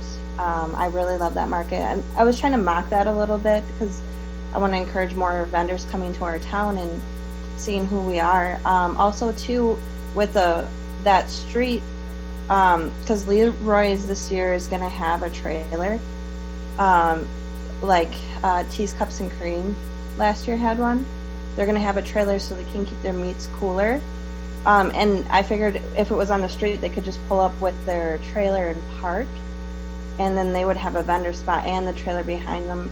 Plus, this would accommodate to the governor's asking of 6 feet social distancing. It would just be a little easier to get the vendors in and out. I was thinking that way. And if we needed to do curbside, people could pull up on the other side, pick up their items, and go. The only thing I was thinking, I know you said the library, set up in the library grassy area. If we did that, the traffic that's coming off of that highway, there's a lot of traffic that flows through there. Would you be concerned about any safety of crossing the street with pedestrians? Can I chime in here for just a second here? Is that all right, Nellie? Go ahead. Actually, when we were going to do the city parking lot, there was a lot of concern about safety. Remember, our busiest road is James Street, and people would park over by the library. Kids would cross the street. People park in front of the City Hall parking lot on James Street, and that's a busier spot. Now you've taken all of these children, you put them into a closed park-like setting. You have grass in the middle. You have this. The road's closed. It doesn't impact the bank's drive up. People will park by the library. People park on Dickinson Street. They'll park. They won't interfere with the bank's parking lot. The bank has always been good about that. It is a safer area than where it is now. If you've spent some time down there, most people parked across at the library. People parked along 1660. Big old trucks were coming through. We had to do, run kids across the street with holding up traffic. This is a safer area, and it just makes more sense to start using it as a park-like setting, or maybe we move it to the boulevard, but in front of the city hall, but that's more of a used parking lot too. So when you think about safety, and when Matt had suggested this a while ago, I actually I haven't had a talk with Dennis, but I had a talk with Randy about it, and you're talking like 3 hours, and it's not going to interrupt school because this isn't school time. And so, school time is usually, and the buses going through is in the morning. When you think about the safety, would you rather have a farmer's market that's behind City Hall on the busiest road in town, or would you rather have it in an area that is a lot less traffic? So, here it's like this park-like setting. There's a couple of barricades on one end and the other end, and it's way safer. Just, but that's my perspective, so. Thank you, JD. Mayor Tom? I'm sorry, I disagree with you. I think putting people on a street that's closed is not as safe as putting them in a parking lot. And if safety is the concern, I think Fireman's Park is the perfect place to do the farmer's market. I think what you need to understand is that if you're trying to have a farmer's market, are you using that for a tourism effort to bring people to town, or are you doing it as a service for the local residents that want to shop at a farmer's market? I think having the traffic come downtown is nice to expose out-of-town tourists to the downtown they haven't seen before, but I guess in my experience of going to the farmer's market last year, it was local residents that were coming here to do shopping at the farmer's market, which I think you could do very safely at the Fireman's Park because it's not a public road. You could set up drive-up services, there's plenty of space, it's safe, it's not on the highway. So I think, you kind of need to pick which direction we want to go in, but to combine, a local farmer's market into a tourism effort that's happening for 3 hours on a Wednesday afternoon, we're not going to get the best of both worlds. But I don't agree that closing a public street down for 3 hours is safer than doing it in a parking lot where you normally wouldn't have traffic. It's literally just across the street from where it happened last year, the proposed location is. So the traffic is the same on both sides of the street. I would agree. I think that the down by the pavilion and would be a perfect spot. And if you've got kids or families coming there, they're able to walk. They're able to play on the play equipment. Hopefully sometime soon. Traffic does just a little bit. Traffic makes an issue from the farmers market. The farmers market was behind City Hall years ago. It was moved to where Jodio's, or the whatever it's called. But I'm trying to think. The VFW club. Yeah. The traffic died. The vendors quit, and the farmers market ended. Now we have to attract all this traffic over to Fireman's Park. It just won't work. This is experience. Well, my opinion is that it's worth a shot, and I think that if we have to set up something, especially if the social distancing continues, I think choosing the safest option is a little bit more. It's the best thing to do, in my opinion, because if you're going to have to set up drive-through, it's going to be safer, I think, for everybody, as well as be able to actually social distance if this continues throughout the summer, which I don't think anybody really knows at this point what to expect. Ian? So, as far as safety goes, I understand everybody's concerned about safety. I don't share those same concerns, but I think that is something. I think that's something that the police department and the fire department should assure us one way or the other. Because honestly, I am in agreement that is a safer location than the parking lot. I did frequent the farmer's market and I did see how things worked, and I do firmly believe that would be a safer way to do it. And so but that is something that a professional should weigh in on instead of us speculating. And before we make a decision that we shouldn't move the farmer's market there. I do believe that it's a nice area, it will look nice, and it will help them attract more vendors to the farmers market. One of the biggest things we have to realize is that we have to attract vendors to the farmers market. They don't just suddenly appear. So we need a nice location that they also view will be something beneficial to them as a vendor, not just the people of Columbus. And also, even if we're not bringing in people outside of Columbus, which we are, some, not very many, but hopefully that increases, even the residents of Columbus, when they're brought downtown, are patronizing the downtown businesses more than they did before. So it is helping the downtown, and I do believe it should stay downtown instead of going to Fireman's Park. Now, if we have to social distance and we have to have more space, then yes, Fireman's Park would be a great alternative. But I really do believe that they came up with a good area to put this in, and we shouldn't reject it based on we do not have the expertise to say whether or not it's safer, or anything. We should get the fire department and police department to weigh in before we say no. Mike McCabe? I guess before even that, maybe you want to talk to the library and the bank, possibly, get their opinion on it. I would agree.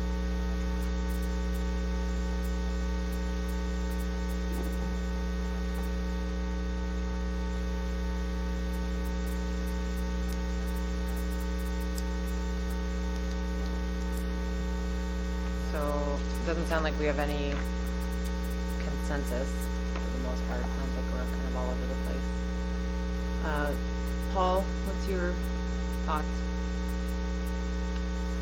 I'll be honest. I think there's good merit in all three locations. I mean, there, where it was last year, people from out of town already know where it is. I think I do like the park side setting of the boulevard. I mean, frankly, I'd even go into park. It's not really park side, but the boulevard between City Hall and Cersei's. I think that'd be a wonderful area too. However, before Mike McCabe said it, I was thinking the Fireman's Park. So I mean, I'm torn. Sorry.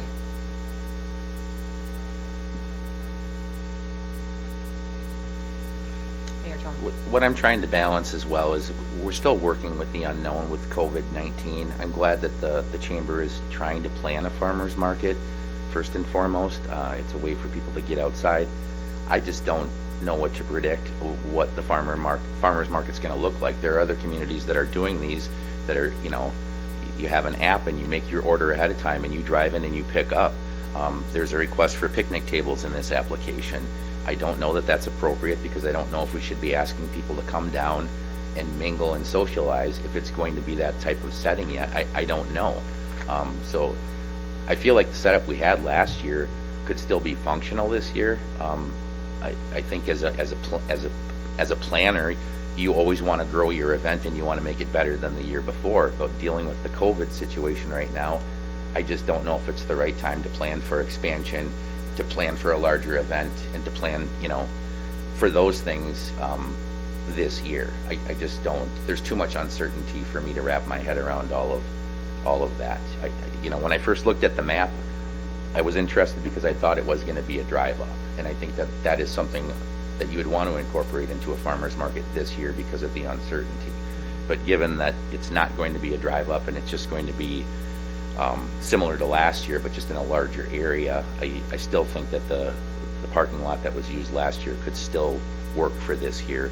I'm trying to see what we're trying to fix right now, and I just think what we had last year worked out fine, and it would still work out fine this year, and maybe we could refine a larger plan for next year when we don't have to deal with, hopefully not be dealing with the COVID situation.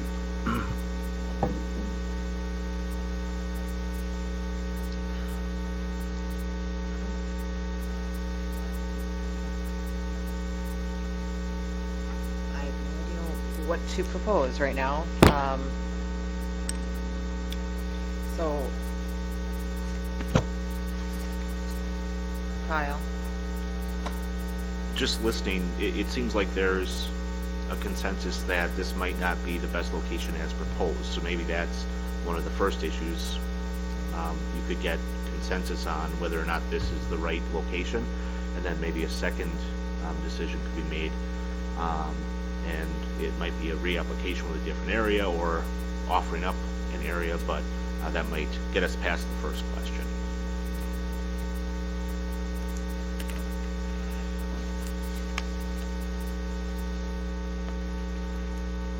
Trina? I personally would like to. Ian. Sorry. Ian, I'm having a turn. And I was actually going to agree with the earlier Ian, that I would like some more information, some input from staff, from the fire department, police departments, from the library on how they think the spot would work before we could begin to make a real decision whether this spot might be a go or not.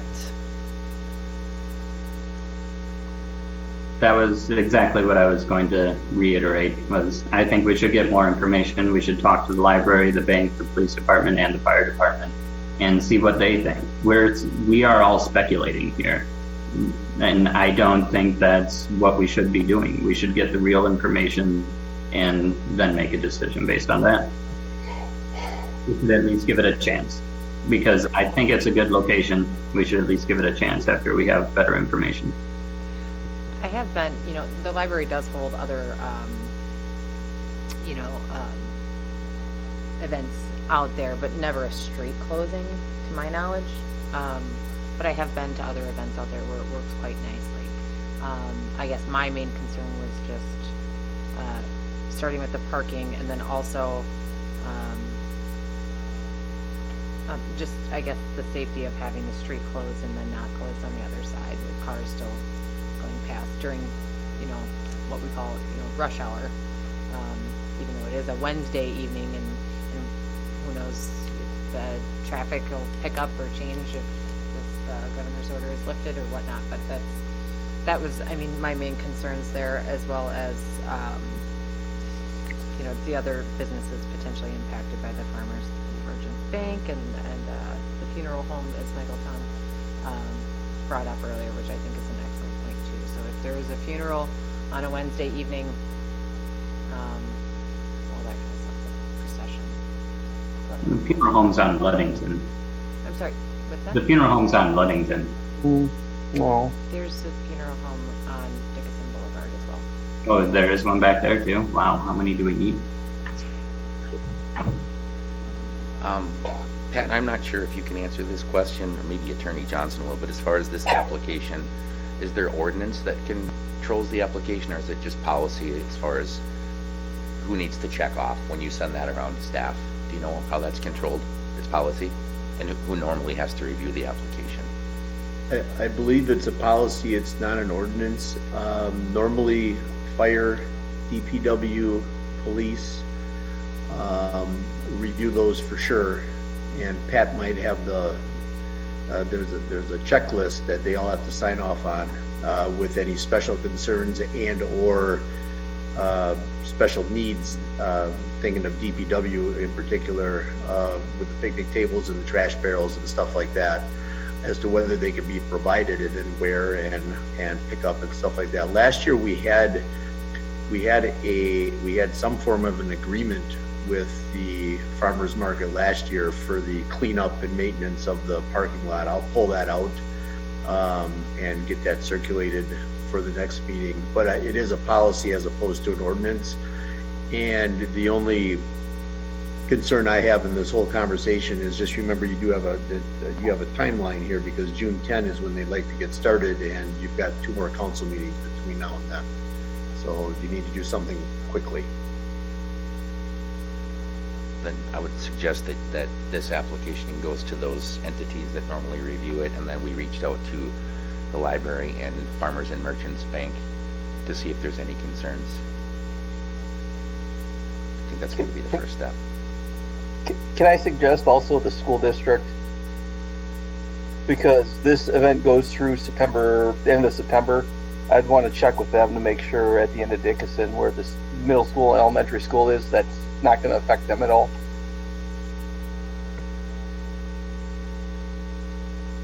I mean, there are a lot of after-school activities. I know it's not during normal school hours, but there are a lot of after-school activities in which buses sort of line up on Dickinson that would have to be rerouted potentially. Yeah, and just kind of, I think, being a nice neighbor, and I think that they would be appreciative to learn about this upfront. Pat, did you have anything else? I didn't know if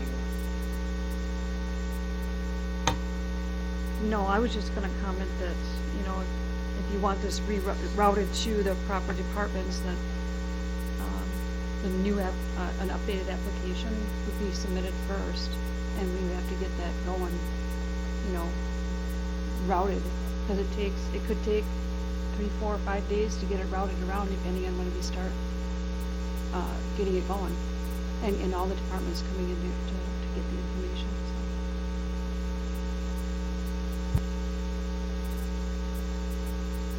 So. Okay, so Nellie, you're okay.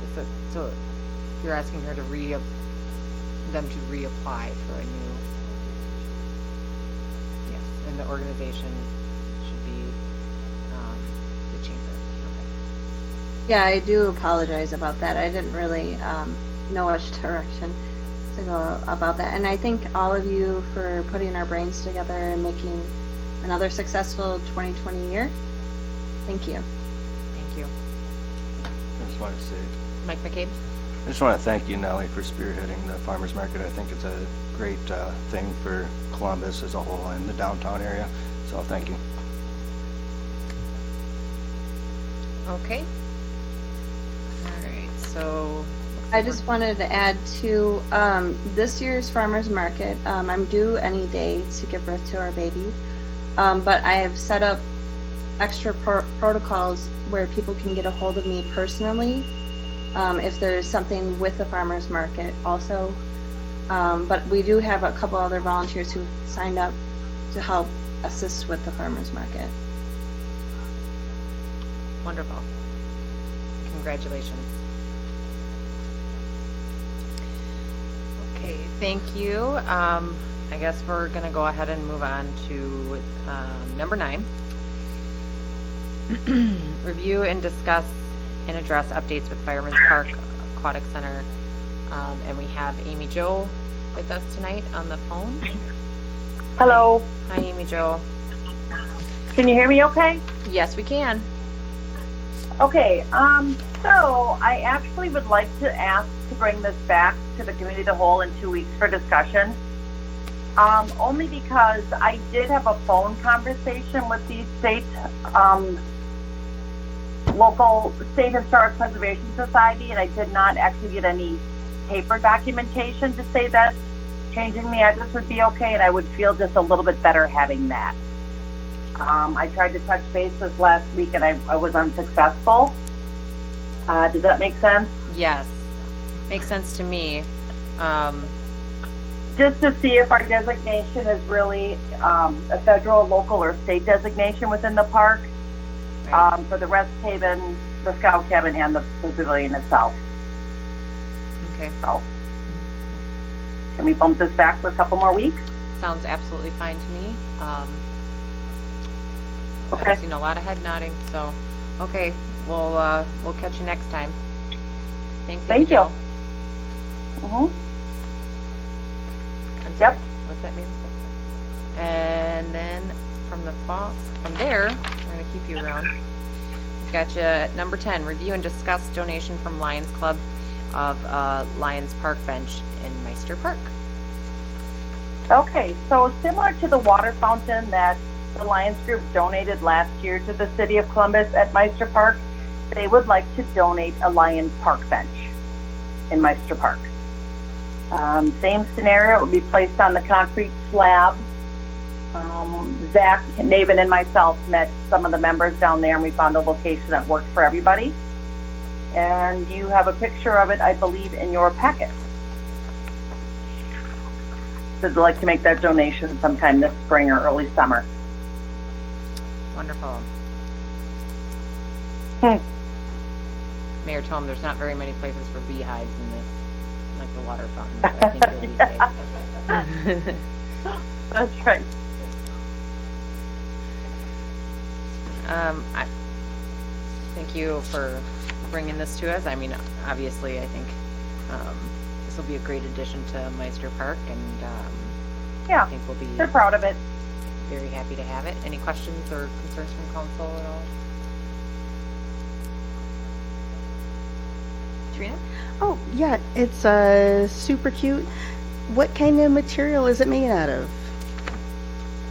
What material is it made out of? Is it more like a concrete or is it like a fiberglass? I believe it's a resin material, so it is weatherproof. It'll withstand cold and warm temperatures. Excellent. I was hoping to hear that. Good. Any other questions? I'm seeing a lot of nodding heads. Everybody seems good to move that forward. So, Alrighty. Thank you. Rachel. And we're going to keep you around one more. Review and discuss donation from Lions Club for planters in Meister Park as well. Okay, they would like to place some flower planters in the park in springtime if it ever arrives in Columbus. And again, talking with Zach Navin, he would actually like them to maintain them themselves and remove the planters in the fall so that it's not a responsibility of Department of Public Works. They just want to add a little bit of beautification to the park. Sounds wonderful. I'm happy that they're willing to do the maintenance on it as well. That's always really nice. Mm-hmm. Everybody's nodding their heads, so okay, we can go ahead and move that forward. Thank you, Amy Jo. All right, thank you. Have a good night. You too. Yep. Okay, next up, number 12, review and discuss DOT traffic safety grant. The police department, we have Dennis Weiner on the phone. Dennis, can you hear us okay? Yep, I can hear you. Can you hear me? Yes, we can. Okay. Short and sweet, similar to the memo that I submitted as part of the packet materials. We won a grant from the Department of Transportation for $4,000. How that works is every year we participate in their the national traffic safety campaigns, click it or ticket, drive sober, over the limit, under arrest, those types of things. At the end of those campaigns, we submit our statistics to DOT, they submit them to the feds, and then they throw all the departments into a lottery drawing for $4,000 equipment grants. And we won one. The only restrictions are that it must be for equipment, it must be traffic enforcement or traffic safety related. We have to pay for it up front, and then they will reimburse us once we turn our receipts in. Everything's done electronically. In the last 10 years, we've run this twice before. There's never been any issues with reimbursement or any hiccups with it. My plan is to buy 2 new radar units to replace 2 of the antiquated ones that we do have. The net cost to the city will be 0. Thank you, Dennis. I guess I'm just out of sheer curiosity wondering how many radar guns do we have? We have one mounted in each of the squads, so there will be 5. And then we also have a handheld laser unit, which is used for more concentrated traffic efforts. You can pinpoint a vehicle with that type of radar. With the other one is more of a casual radio wave. So we have 6 total. Okay, and so these 2 that you're looking at would be replacing 2 of the ones in the squads? I would be buying 1 new laser. Our laser unit is very old, at least 15 years. And one of the units in the squad is probably going on 20 years old, and parts aren't available. Okay. I just had that question. And then I guess my other question that was kind of tied to this was, I know last year we talked a little bit about, or we had the speed trailer drag around town a couple different places, and I know that we had some issues with it towards the end of the year, and I guess I never got an update, or I was just throwing that out there, like, is that something that is maybe not this time around up for the grant, but is that something that's eligible for that grant as well? That the speed trailer last year at the end of the season, something happened with it. It ended up they replaced the entire brain box of it. We were out of warranty a couple of months. Without that, it would have cost about $2,000. They offered to honor it to be a good vendor. So it's in our garage and it's due to come out any day. They don't recommend, because of all the electronics, using it in cold winter weather. It's basically a computer that powers it, and it's powered by a battery and solar power. So for that reason, you haven't seen it this winter, but it is fixed. It's ready to go. That speed trailer was purchased through the Safe Routes to School grant, which 3 or 4 years ago, which went on for about 8 or 10 years and kind of fell apart. But the city did gain the speed trailer out of it for nothing. Okay. Well, congratulations on the grant, and I wonder, is there any questions from council for Dennis? Seeing none? Okay, I think we're in consensus to go ahead and get this moved forward to the next regular meeting. Sounds loud and noisy out there, Dennis. I don't know if we need to let you go. Great. Thank you. Thank you. Okay. We're gonna go ahead with number 13, consider and discuss the Woods Development Letter of Credit.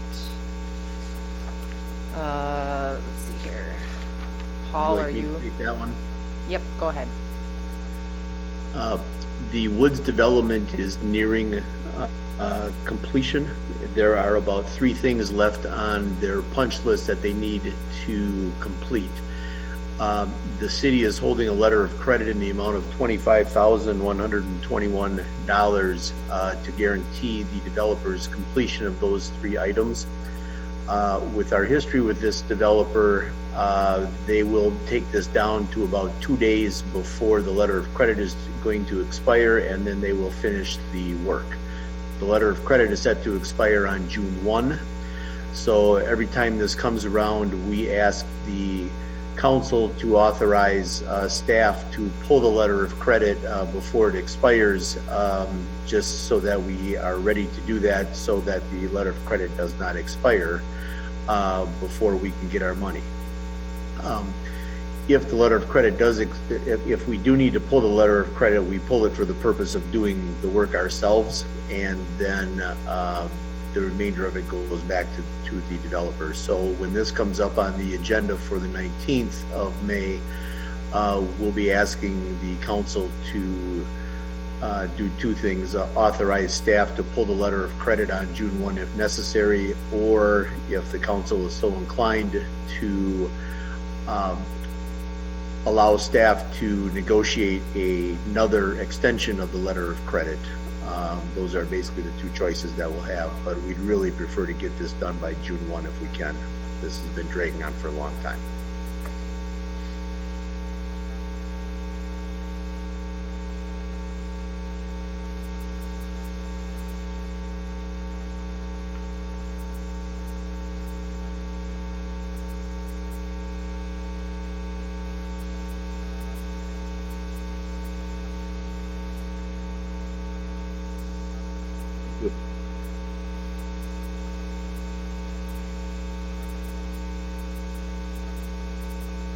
Site plan for the butterfly garden near the wastewater treatment plant. And for that, I have Matt. So you have a memo in your packet that I put together. I'll just kind of walk through it quickly. Let's see here. Kind of, some of it just, I guess, summarizes what discussion happened on 4/6. At the 4/6 2020 meeting. So based on the discussion from council, we wanted about 20 parking stalls down there, and something that is flexible that could also accommodate bus parking. So if field trips were taken down there, things of that nature, that it could accommodate bus parking. the naming, after the meeting in April, we sent out, Lisa set up a form online, and we sent it out, did a couple Facebook posts, and we ended up getting 27 submissions, and the naming suggestions are enclosed in the packet. And then the last bit of information is I met with Winfield McDonald and Steve Roberts from the Oddfellows a couple Fridays ago, and they provided me with their kind of concept for the site. And I took that and I sketched it on GIS, so it's a little bit, not that theirs wasn't easy to read, but theirs is a nice square, and in all actuality, that site isn't square, so I had to try to figure out how it would actually look. There's a map in there with an aerial photograph, and then there's also, I included the sketch, and then also I included information on the prairie grass that the Oddfellows would like to plant there. And one thing I would like to note is that the prairie grass and the buffer is basically 75 feet. It's following the water quality trading practices that we've incorporated with other through the water quality trading. So it kind of meets that standard, if you will. So tonight, really, I'm looking for a general consensus that they're okay with the site looking as it's proposed, and then discuss the naming. So we had 27 submissions, and it would be nice if we actually started to whittle it down to a couple, and then basically come up with a name for it so we can start branding this park. So I guess with that, I open it up for discussion and questions. Well, I don't know, I think Parky McParkerson is, or what was it? Parky McPark. No, I think everybody in the community who submitted their ideas, I see some really good ideas in here. It's going to be a very difficult choice, I think. Questions, comments? Mike McCabe? Sorry, Matt, I had just a question about the parking. You said it's possible it could go on the other side of the road? The south side. Yeah, so after I had a discussion with Winfield, at first we thought the gravel parking would go on the north side of the driveway, and then I guess Winfield had a conversation with John Namer, and he was under the impression that John preferred it on the north side. I followed up with John afterwards. John doesn't really have too big of a concern which side it's on, so there is some flexibility there if we want to put it on the grass area on the south side of the driveway, that we could that the parking lot could go on either side. I've preferred to have it on the south side of the driveway so it doesn't interfere with the easement that we've given to C.O.W. Farms. Talking with the Oddfellows, they've suggested that we'd close the park for a couple days when C.O.W. Farms is harvesting, so he's going to have some trucks parked out there. And while in concept that's great, in theory, people are still going to go down there, and you're going to have people being next to big farm equipment. I don't know if that's a liability or not, but I just would rather have it segregated just for that purposes, because I just think it makes it cleaner and for everyone involved. So, but that's just my preference. Council can discuss this and do what they choose, but I mean, to me, I think that makes it easier. Yeah, I was going to agree with the south side parking lot too.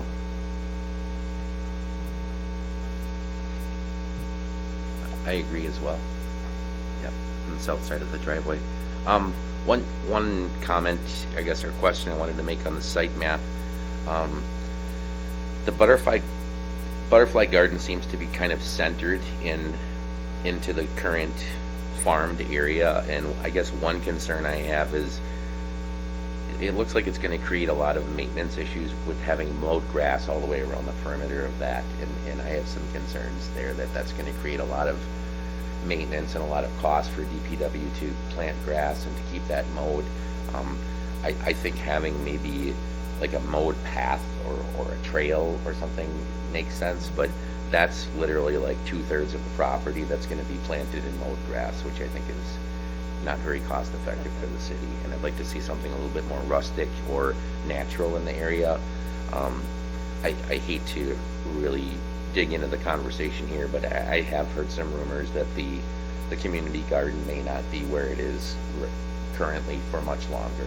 And I would love to see this site possibly host the community garden. So I think kind of planning ahead of time and not having the butterfly garden centrally located, but offset it to one side or the other so you could fit a community garden in there would, again, reduce maintenance and the amount that we need to mow in the future. So I'm just hoping that the Oddfellows are kind of flexible on the site plan with that reasoning, just to say, can we shift it one way or the other to possibly make room? And even this year, I'm not sure what the plan is for the city, but we don't want this to turn into a situation where we can't maintain it anymore and we've got weeds and it turns into a jungle down there. So trying to just keep it cost effective and hope that there's some flexibility with the Oddfellows on this map of just shifting things around a little bit if need be. I'll just interject a little bit on the community gardens. I have reached out to them, and they did confirm that they will be moving after this year. They have some interest in the site. I have not reached out to the Oddfellows to see if they could coexist on the site. So, I mean, there's still some work. I mean, we have an agreement with the Oddfellows that's been approved. I don't think technically, I haven't received it yet in the mail, the signed copy for the mayor to sign, but I mean, it's technically been agreed to. It just hasn't been, I guess, formalized. But I don't think that would be a huge issue. It's just we need to make sure we're working together on this. Trina? Oh, yeah, I also like the mayor's idea of possibly putting in some garden plots and having the butterfly garden off to the side.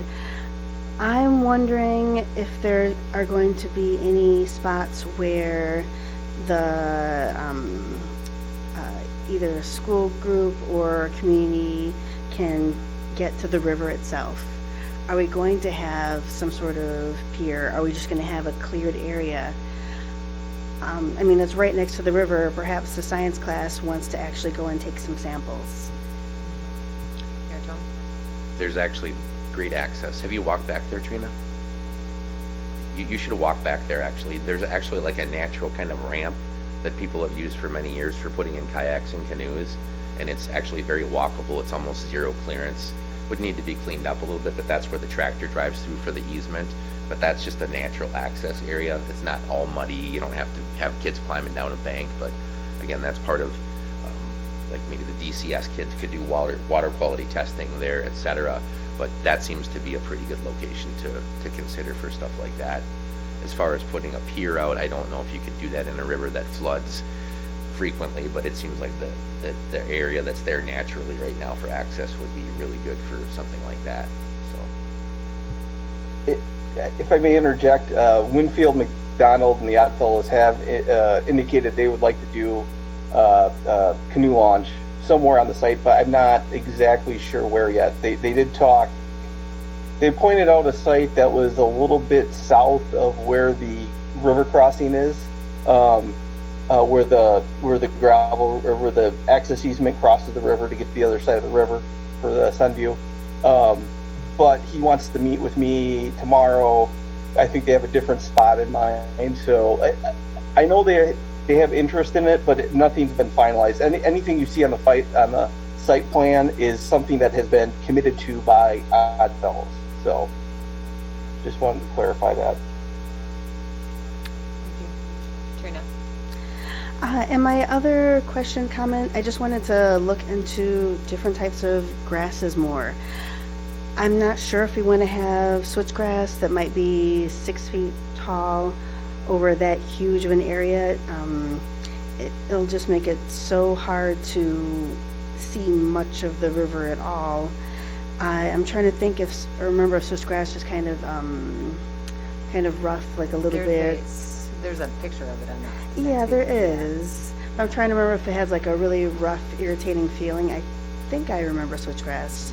And I'm just wondering what other options might be available for something that might have a maximum growth of, 2 or 3 feet.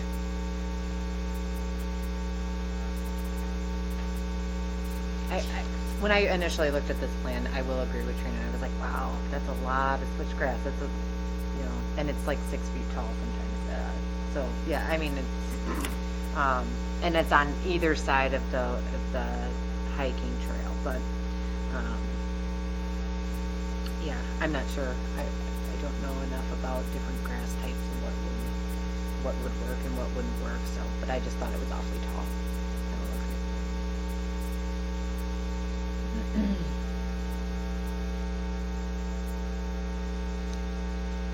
Paul, do you have anything? I guess perhaps the only thing I could suggest maybe is, and this is maybe for the odd fellows, but talk with the landscape architect who knows the materials better, what type of grasses and how to blend everything, make it look aesthetic, not just some, I'm not saying inexperienced, but it's me that doesn't know grass and just, well, this looks good on plan, and then when it comes to fruition, it might look really horrible. So, get some professional that And perhaps knows. they have target, I don't know, yeah, but maybe Matt can speak to that a little bit. Trina? Yeah? Yeah, I guess I would want to maybe contact someone at the UW Arboretum or a place like that where they would have more experience with working with natural materials. I wouldn't want to just get a general horticulturist where they won't likely be as familiar. Sure. Mayor Tom? The county, who did we just form an agreement with for the water quality trading? The county land resource management. They probably have some information they can share with us because they're helping us install these practices on our partners upstream. But I think if the idea is to have a buffer strip that's compliant with what we're practicing outside of the community, they may be able to give us a short list of plants that accomplish the same thing but maybe aren't as tall, because I think it's about the ground cover to prevent erosion, etc. But that might be a resource there. So. Okay, Trina, thank you. Any other questions, concerns about for Matt?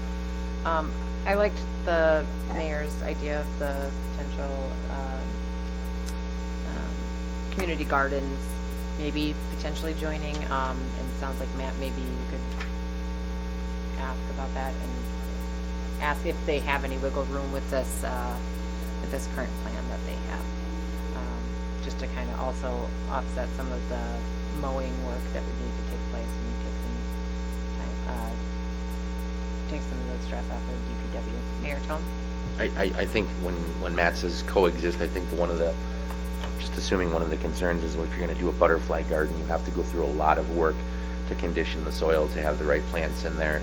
And if you have a garden right next to it that's using Roundup or something like that, they're not going to cohabitate. So I think having the plan written so you've got a buffer strip between the two, and then also that there's a policy set in place for a community garden where you're not allowing those types of things to occur within the proximity of the butterfly garden, which I don't think would be hard to accomplish.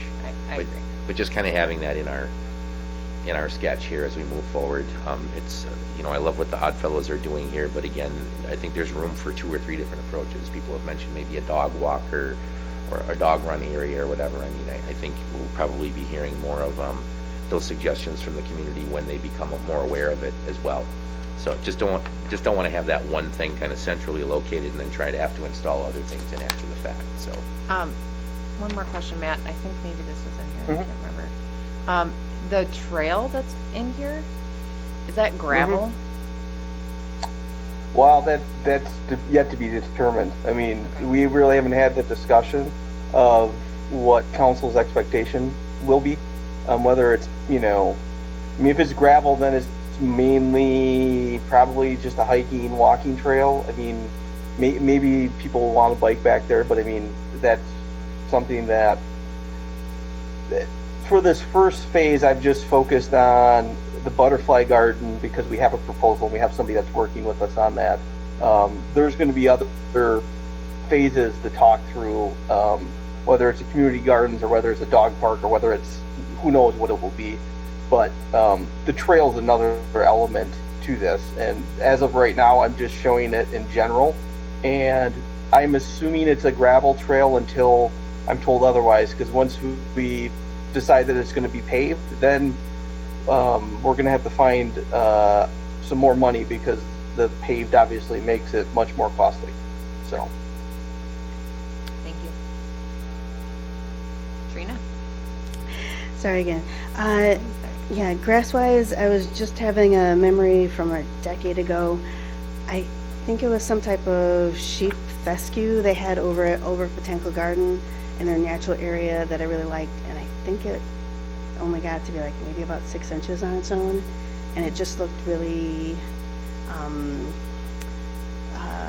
rustic, but small.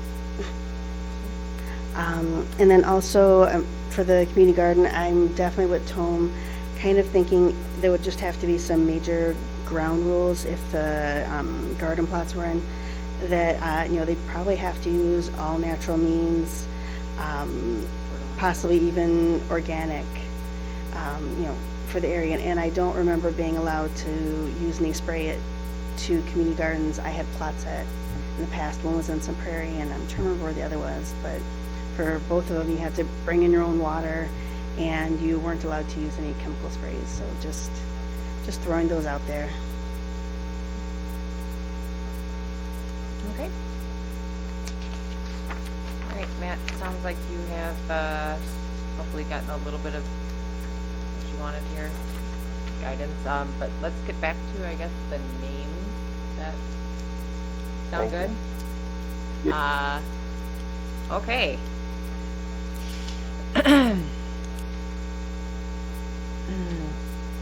How do we want to do this? Does everybody want to kind of like pick a I top might have to 5? sit this out since I submitted.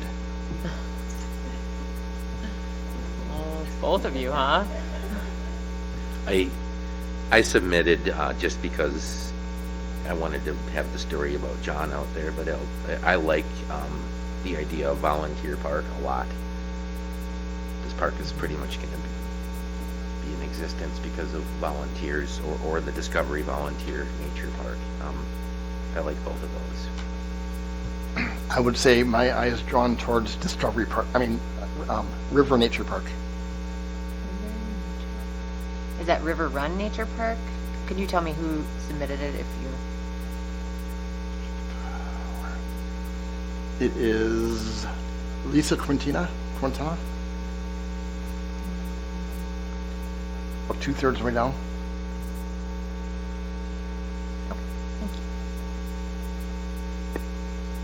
Thank you. And just to clarify, I have everybody's email at least. I didn't want to put the emails in the packet just so, people would get, I just figured I left that out. So I do have the contact information for every. Wonderful. I really like Discovery Park as well, but I think that the Discovery Volunteer Nature Park has actually a nice ring to it. I also liked River Run. Granted, it doesn't really talk much about the discovery or nature aspect of it.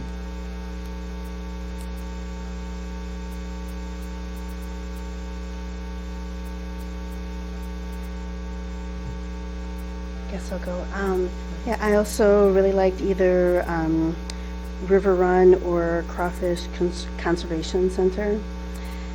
If it was River Run, we would need to add some type of a descriptor to it.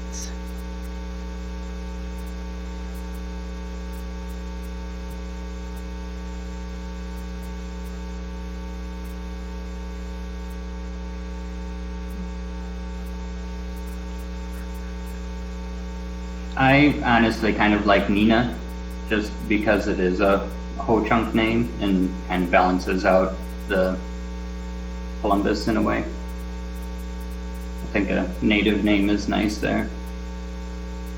Nothing about that. That's a good point.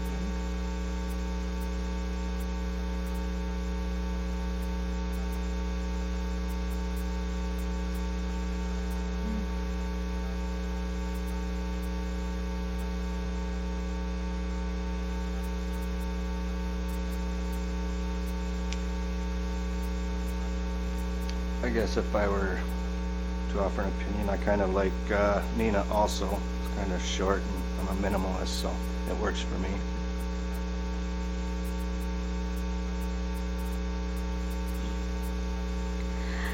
I'm trying to remember if we were going to include the word park or not, because I feel like that made certain obligations. I don't think it matters what we call it. I think it matters how we dedicate the land, and that's the conversation we had resulting from DT, that we just want to make sure that however we formalize the park, that if we need the land for the wastewater treatment expansion, that we can still do that if needed. So I think if you call a park, recreational area, conservancy, whatever, it just matters how you dedicate it.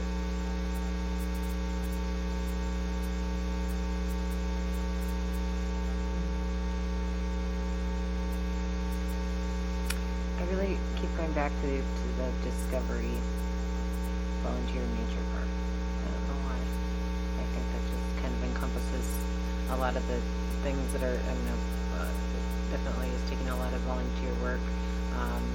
It is primarily purpose for discovery in nature. So I don't know. That's probably my number one at the moment. The very bottom. I like that one too, and I guess what I'm trying to pick a name that's reflective of the community and kind of the inception of the park. And you know, there's a lot of references in here to the crawfish and river run, etc. And you know, while the river's part of it, there's a lot of components to the park before you even get to the river, and that's, I think, why I like the idea of the Discovery Volunteer Park, that there's an educational component to it, and you know, we're implementing practices that we've had to employ from the wastewater treatment plant perspective. It is right next door to the wastewater treatment plant, which some people may go, well, that's gross. It's actually not. You know, we have to expend a lot of budgeted money to make sure that we're treating the river fairly. So I think it's more of an educational or rounded educational experience, or that's the attempt anyway, by getting all these volunteers and organizational groups involved in the project. So that's why I like Discovery Volunteer as well, just because I think it's more broad.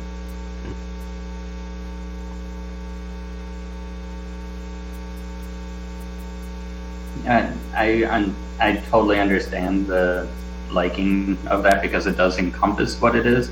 It is an incredibly long name and perhaps overly descriptive for a park or a natural area. Like that just, it's like, you know, an automobile branding themselves in specific to the type of combustion engine that they use and everything else. It's a little, I don't know, a little over the top to call something, like write a sentence and that's its name, of like a little too descriptive. Like the Not Aldo a Leopold Nature description. Center. What? Like the Aldo Leopold Nature Center.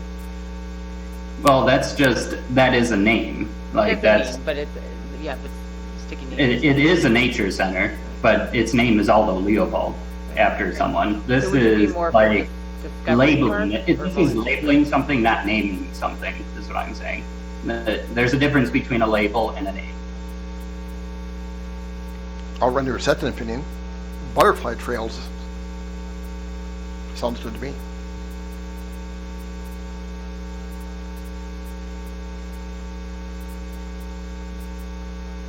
This is harder than I thought it would be. So, Kyle? There's a potential too, if it's going to be difficult to, narrow down this list of 20-some, that we could choose a number and do a Likert scale, and staff could just send out to each council member, to rank your top 5, and then we come back with a shorter list of, the top 5 or 10, and could kinda what I narrow was the focus. Because I don't know that, I think that if we go at this tonight, we're going to be here a while. But yeah, I've been kind of marking down my top 5 here, and I think that if the rest of the council members want to do that and kind of just email Kyle. Yeah, I'll send out an email and I'll give the correct scale, whether, if you want them, are we going bowling or golfing, if we want to have the highest score or the lowest score. I'll try to make that clear, and Okay. then if you could just get it back to me maybe this week or early next week, it'll be ready for the next meeting then. Does that sound okay to everybody? The other thing we could do is if we had a top 5 or so tonight, we could do a Facebook poll and say we like these 5 names, and what does the community think? Just to throw that out there. I feel like if we all had the same 5 names, I don't know. I mean, I can't tell you right now, like, which, I mean, I like Discovery Volunteer Park, but I don't know if I can be like, yep, that's the one I want, and I don't know. I think what's the council think? What do you think? You seem to head nods in. I will echo what Kyle says. I think that's a great idea. Poll us individually, goes back into it, and then if there's some overlap, maybe that overlap will be a natural selection. So maybe it's down now on the 3, rather than 27 however many there are. And I mean, what do we think about the Facebook poll idea at all? Even if we came back after? I think that this was the opportunity for the community to give us their ideas, and if we do that again, I feel like we're going to get a bigger list of McPark Park. And it's, but I, you know what I mean? Yeah. It's like you ask for the submissions. Potentially. I like Kyle's idea of just trying to formulate some sort of voting process just to file it now into hopefully one or maybe just a few. Just to be clear, it wasn't going to be open-ended. It was just going to be, here are the top 5. You pick the one you like the most. That's what I meant. Mayor Tom doesn't always go on Facebook, so what he said, you can literally only click on one of them. But yes, maybe in the comments you'd hear a lot about it, different things. But yes, you could do a poll where it's these choices or nothing. So parking McPark Park would not be an option. But Mike McCabe. I take it the Odd Fellows don't really have a preference on a name?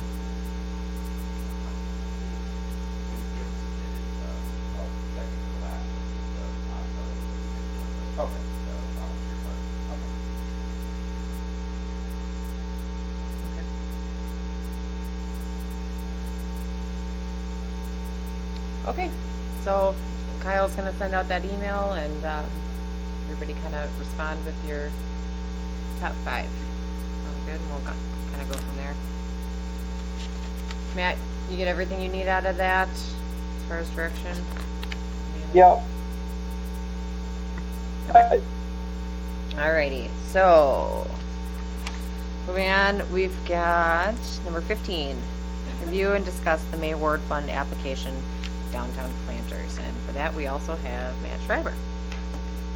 So go ahead. Go ahead.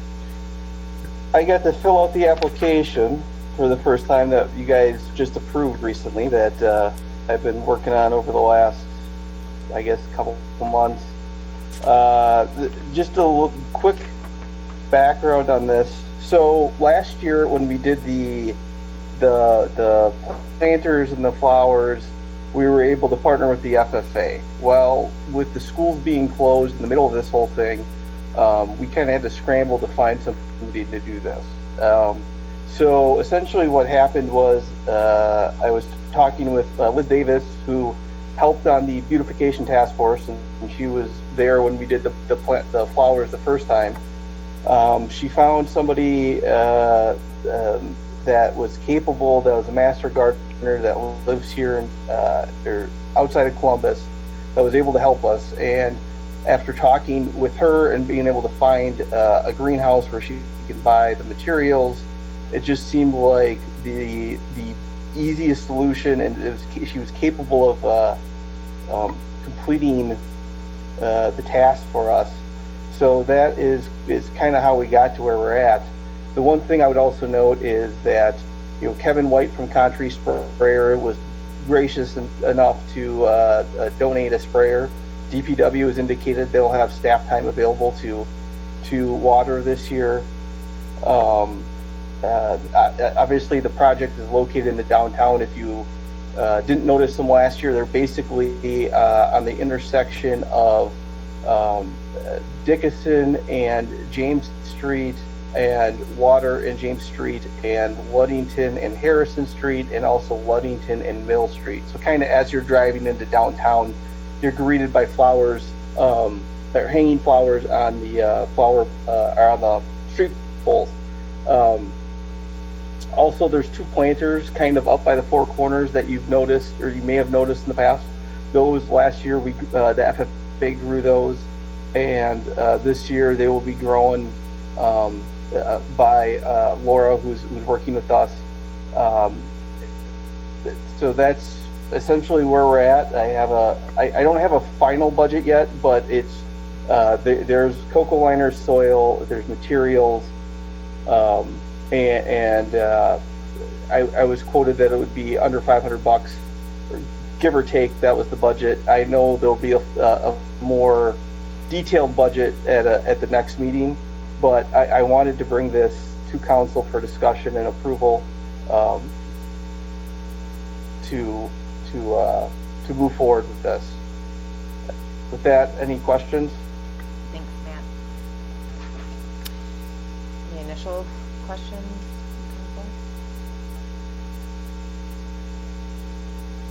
Trina. Oh, I guess I'm trying to remember from last year. Were the flowers all petunias in the baskets, or was it more of a variety? It was petunias, and they had the sweet potato vine. I'm not I'm not an expert in this field, but yeah, it was a mix of petunias and that. I shared what the students developed last year with Laura on this, and so that's basically what we had to work with. And Glenda's still been very helpful, I should add. Glenda Crook from the FFA has been very helpful in just going back and forth. And obviously, when this whole thing hit, I was already talking with her to have the students grow them again. And unfortunately, it just didn't work out. So. And I guess petunia-wise, I was wondering why regular petunias and mini petunias. Seems like the baskets are pretty large and high up. I don't know if you want small ones mixed in too. Is that just what happened, what they got last year? Matt? That is what was recommended to us from the master gardener. I didn't really, it may have something to do that's with just the the gap, suggestion we received. and so it makes it look more full. That's a total guess, but I have no idea. Especially from a distance.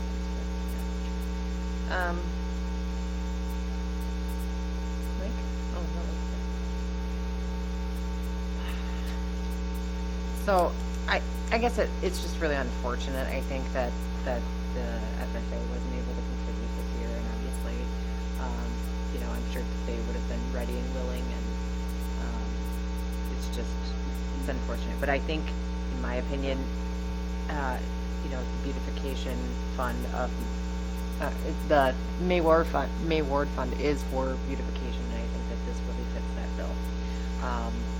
And although it's not, I don't think we're going to end up using this year after year for this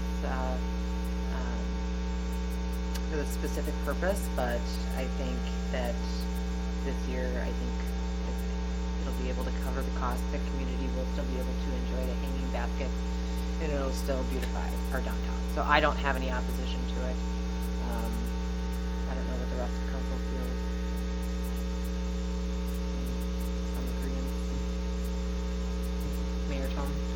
I support this as well. I think it's a good time, though, to shed some light on the May Ward Fund. We've been talking about this for years now, and I think if the city is basically funding the project this year because we don't have, a partner or a volunteer or the FFA or whoever to help us out, that now's a good time for, civic organizations or even individuals to maybe start offering some donations to the May Ward Fund to kind of make sure that it's a sustainable fund for these types of projects, whether it's $10 or $20 or whatever it is. I know we're trying to put money in there a little bit, but it's good to have some community partnership when it comes to funding these projects, if at all possible. And now that we're actually using the fund, it's a good time to shed light back onto the May Ward Maybe Fund. do some advertising that that's where that's coming from this year. Yeah. And if you'd like to contribute and make any donations, I think that that's an excellent idea. Yeah. And I know that in the past, Matt, you've talked about sort of the month of May and sort of promoting the May Ward Fund during that month, and coinciding that with like Red Bud Days and different events like that. So I think go ahead. What were you going to say? Oh no, I was just saying. Unfortunately, with everything going on, the promotional part of it right now is hasn't probably happened the way it should have. Sure. The one thing I wanted to also remind council is that there is, as at the end of last year, there was roughly 5,700 in the May Ward Fund. Obviously, it's still probably accruing a little bit of interest. And then in the 2020 budget, council did commit $500 to put from the general, I believe from the general fund into the May Ward Fund.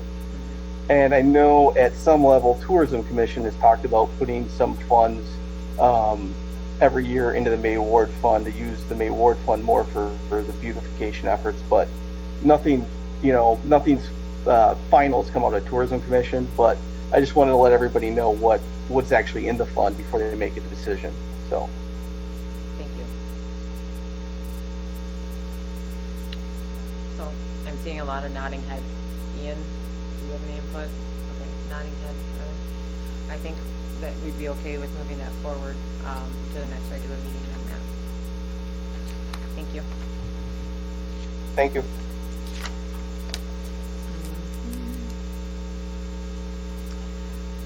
Okay. Up next,